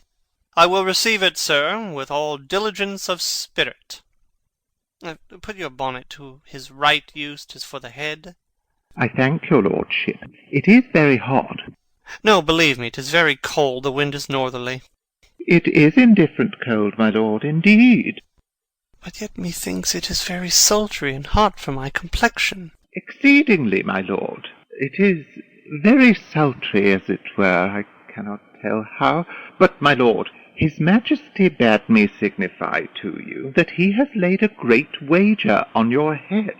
Sir, this is the matter. I beseech you, remember... Hamlet moves him to put on his hat. Nay, good my lord, for mine ease, in good faith. Sir, here is newly come to court Laertes, believe me, an absolute gentleman, full of most excellent differences, of very soft society, and great showing. Indeed, to speak feelingly of him, he is the card or calendar of gentry, for you shall find in him the continent of what part a gentleman would see. Sir, his definement suffers no perdition in you, though, I know, to divide him inventorially would dizzy the arithmetic of memory, and yet by yaw neither, in respect of his quick sale. But in the verity of extolment I take him to be a soul of great article, and his infusion of such dearth and rareness as, to make true diction of him, his semblance is his mirror, and who else would trace him his umbrage, nothing more. Your lordship speaks most infallibly of him. The concern is, sir, why do we wrap the gentleman in our more rawer breath? Sir? It's not possible to understand in another tongue. You will do it, sir, really. What imports the nomination of this gentleman? Of Laertes. His purse is empty already. All's golden words are spent. Of him, sir. I know you are not ignorant. I would you did, sir, yet in faith if you did, it would not much approve me. Well, sir? You are not ignorant of what excellence Laertes is. I dare not confess that, lest I should compare with him in excellence, but to know a man well were to know himself. I mean, sir, for his weapon, but in the imputation laid on him by them, in his meed he's unfellowed. What's his weapon? Rapier and dagger. That's two of his weapons, but, well... The king, sir, hath wagered with him 6 Barbary horses, against the which he has imponed, as I take it, 6 French rapiers and poniards with their assigns, as girdles, hangers, and so. 3 of the carriages, in faith, are very dear to fancy, very responsive to the hilts, most delicate carriages, and of very liberal conceit. What call you the carriages? I knew you must be edified by the margin ere you had done. The carriages, sir, are the hangers. The phrase would be more germane to the matter. If he could carry cannon by our sides, I would it might be hangers till then. But on. 6 Barbary horses against 6 French swords, their assigns, and 3 liberal conceited carriages. That's the French bet against the Danish. Why is this imponed, as you call it? The king, sir, hath laid that in a dozen passes between yourself and him he shall not exceed you 3 hits. He hath laid on 12 for 9, and it would come to immediate trial if your lordship would vouchsafe the answer. How if I answer no? I mean, my lord, the opposition of your person in trial. Sir, I will walk here in the hall. If it please his majesty, 'tis the breathing time of day with me. Let the foils be brought, the gentleman willing, and the king hold his purpose. I will win for him, and I can. If not, I will gain nothing but my shame and the odd hits. Shall I redeliver you in so? To this effect, sir, after what flourish your nature will. I commend my duty to your lordship. Yours, yours. Exit Osric. He does well to commend it himself. There are no tongues else for his turn. This lapwing runs away with the shell on his head. He did comply with his dug before he sucked it. Thus has he, and many more of the same bevy that I know the dressy age dotes on, only got the tune of the time and outward habit of encounter. A kind of yesty collection, which carries them through and through the most fond and winnowed opinions, and do but blow them to their trial. Their bubbles are out. Enter a lord. My lord, his majesty commended him to you by young Osric, who brings back to him that you attend him in the hall. He sends to know if your pleasure holds to play with Laertes, or that you will take longer time. I am constant to my purpose. They follow the king's pleasure. If his fitness speaks, mine is ready, now or whensoever, provided I be so able as now. The king and queen and all are coming down. In happy time. The queen desires you to use some gentle entertainment to Laertes before you fall to play. She well instructs me. Exit lord. You will lose this wager, my lord. I do not think so. Since he went into France, I have been in continual practice. I shall win at the odds. But thou wouldst not think how ill all's here about my heart. But it is no matter. Nay, good my lord. It is but foolery. But it is such a kind of gain-giving as would perhaps trouble a woman. If your mind dislike anything, obey it. I will forestall their repair hither, and say you are not fit. Not a whit. We defy augury. There's a special providence in the fall of a sparrow. If it be now, 'tis not to come. If it be not come, it will be now. If it be not now, yet it will come. The readiness is all. Since no man has aught of what he leaves, what is't to leave betimes? Enter King Claudius, Queen Gertrude, Laertes, lords, Osric, and attendants with foils, etc. Come, Hamlet, come, and take this hand from me. King Claudius puts Laertes' hand into Hamlet's. Give me your pardon, sir. I've done you wrong, but pardoned, as you are a gentleman, the presence knows. And you must needs have heard how I am punished with sore distraction. What I have done, that might your nature, honour, and exception roughly awake, I here proclaim was madness. Was't Hamlet wronged Laertes? Never, Hamlet. If Hamlet from himself be ta'en away, and when he's not himself does wrong Laertes, then Hamlet does it not. Hamlet denies it. Who does it then? 'Tis madness. If it be so, Hamlet is of the faction that is wronged. His madness is poor Hamlet's enemy. Sir, in this audience, let my disclaiming from a purposed evil free me so far in your most generous thoughts, that I have shot mine arrow o'er the house, and hurt my brother. I am satisfied in nature, whose motive, in this case, should stir me most to my revenge. But in my terms of honour I stand aloof, and will no reconcilement, till by some elder masters of known honour I have a voice and precedent of peace, to keep my name ungored. But till that time I do receive your offered love like love, and will not wrong it. I embrace it freely, and will this brother's wager frankly play. Give us the foils. Come on. Come, one for me. I'll be your foil, Laertes. In mine ignorance your skill shall, like a star in the darkest night, stick fiery off indeed. You mock me, sir. No, by this hand. Give them the foils, young Osric. Cousin Hamlet, you know the wager. Very well, my lord. Your grace hath laid the odds o' the weaker side. I do not fear it. I have seen you both. But since he is bettered, we have therefore odds. This is too heavy. Let me see another. Slikes me well.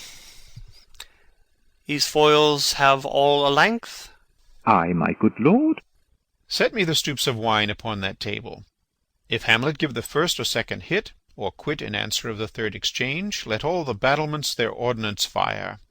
The king shall drink to Hamlet's better breath, and in the cup an union shall he throw, richer than that which 4 successive kings in Denmark's crown have worn. Give me the cups, and let the kettle to the trumpet speak, the trumpet to the cannoneer without, the cannons to the heavens to earth. Now the king dunks to Hamlet. Come, begin, and you the judges bear a wary eye. Come on, sir. Come, my lord. They play. 1. No. Judgment. A hit. A very palpable hit. Well, again. Stay, give me drink. Hamlet, this pearl is thine. Here's to thy health. Trumpets sound, and cannon shout off within. Give him the cup. I'll play this bout first. Sit by a while. Come. They play. Another hit. What say you? A touch. A touch, I do confess. Our son shall win. He's fat and scant of breath. Here, Hamlet, take my napkin, rub thy brows. The queen carouses to thy fortune, Hamlet. Good madam. Gertrude, do not drink. I will, my lord. I pray you pardon me. Aside. It is the poisoned cup. It is too late. I dare not drink yet, madam. By and by. Come, let me wipe thy face. My lord, I'll hit him now. I do not think't. Aside. And yet 'tis almost against my conscience. Come, for the third.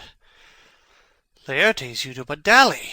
I pray you pass with your best violence. I am afeard you make a wanton of me. Say you so?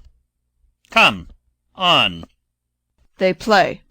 Nothing neither way. Have at you now. Laertes wounds Hamlet. Then in scuffling they change rapiers, and Hamlet wounds Laertes. Part them, they are incensed. Nay, come again. Queen Gertrude falls. Look to the queen there, ho! They bleed on both sides. How is't, my lord? How is't, Laertes? Why, as a woodcock to mine own sprenge, Osric. I am justly killed with mine own treachery. How does the queen? She swoons to see them bleed. No, no. The drink, the drink. Oh, my dear Hamlet. The drink, the drink. I am poisoned. Dies. Oh, villainy! Oh! Let the door be locked! Treachery! Seek it out! It is here, Hamlet. Thou art slain. No medicine in the world can do thee good. In thee there is not half an hour of life. The treacherous instrument is in thy hand, unbaited and envenomed. Foul practice has turned itself on me. Lo, here I lie, never to rise again. Thy mother's poisoned. I can no more. The king's to blame. The point? Envenomed too? Then venom to thy work! Stabs King Claudius. Treason! Treason! Treason! Oh, yet defend me, friends. I am but hurt. Here, thou incestuous, murderous, damned Dane, drink off this potion. Is thy union here? Follow my mother. King Claudius dies. He is justly served. It is a poison tempered by himself. Exchange forgiveness with me, noble Hamlet. Mine and my father's death come not upon thee, nor thine on me. Dies. Heaven make thee free of it. Oh, I follow thee. I am dead, Horatio. Oh, wretched queen, adieu. You that look pale and tremble at this chance, so that are but mutes or audience to this act, had I but time. Oh, as this fell Sergeant Death is strict in his arrest. Oh, I could tell you. I'd let it be. Horatio, I'm dead. Thou livest. Report me and my cause aright to the unsatisfied? Never believe it. I am more an antique Roman than a Dane. Here's yet some liquor left. As thou art man, give me the cup. Let go, by heaven, I'll have it. Oh, good Horatio, what a wounded name! Things standing thus unknown shall live behind me. If thou didst ever hold me in thy heart, absent thee from felicity a while, and in this harsh world draw thy breath in pain to tell my story. March afar off, and shot within. What warlike noise is this? Young Fortinbras, with conquest come from Poland, to the ambassadors of England gives this warlike volley. Oh, I die, Horatio. This potent poison quite outgrows my spirit. I cannot live to hear the news from England, but I do prophesy the election lights on Fortinbras. He has my dying voice, so tell him. With the occurrence, more and less, which have solicited, the rest is silence. Dies. Now cracks a noble heart. Good night, sweet prince, and flights of angels sing thee to thy rest. Why does the drum come hither? March within. Enter Fortinbras, the English ambassadors, and others. Where is this sight? What is it you would see? If aught of woe or wonder, cease your search.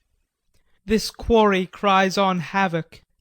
Oh, proud death, what feast is toward in thine eternal cell, that thou so many princes at a shot so bloodily hast struck? The sight is dismal, and our affairs from England come too late.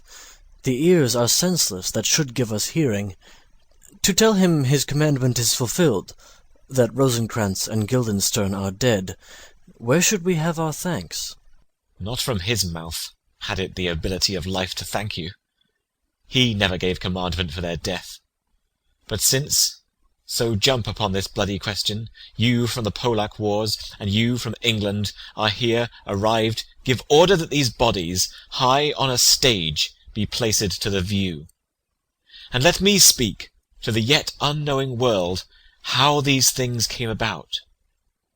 So shall you hear of carnal, bloody, and unnatural acts, of accidental judgments, casual slaughters, of deaths put on by cunning and forced cause, and, in this upshot, purposes mistook, fallen on the inventors' heads. All this can I truly deliver. Let us haste to hear it, and call the noblest to the audience. For me, with sorrow I embrace my fortune. I have some rights of memory in this kingdom, which now to claim my vantage doth invite me. Of that I shall have also cause to speak, and from his mouth whose voice will draw on more. But let this same be presently performed, even while men's minds are wild, lest more mischance on plots and errors happen.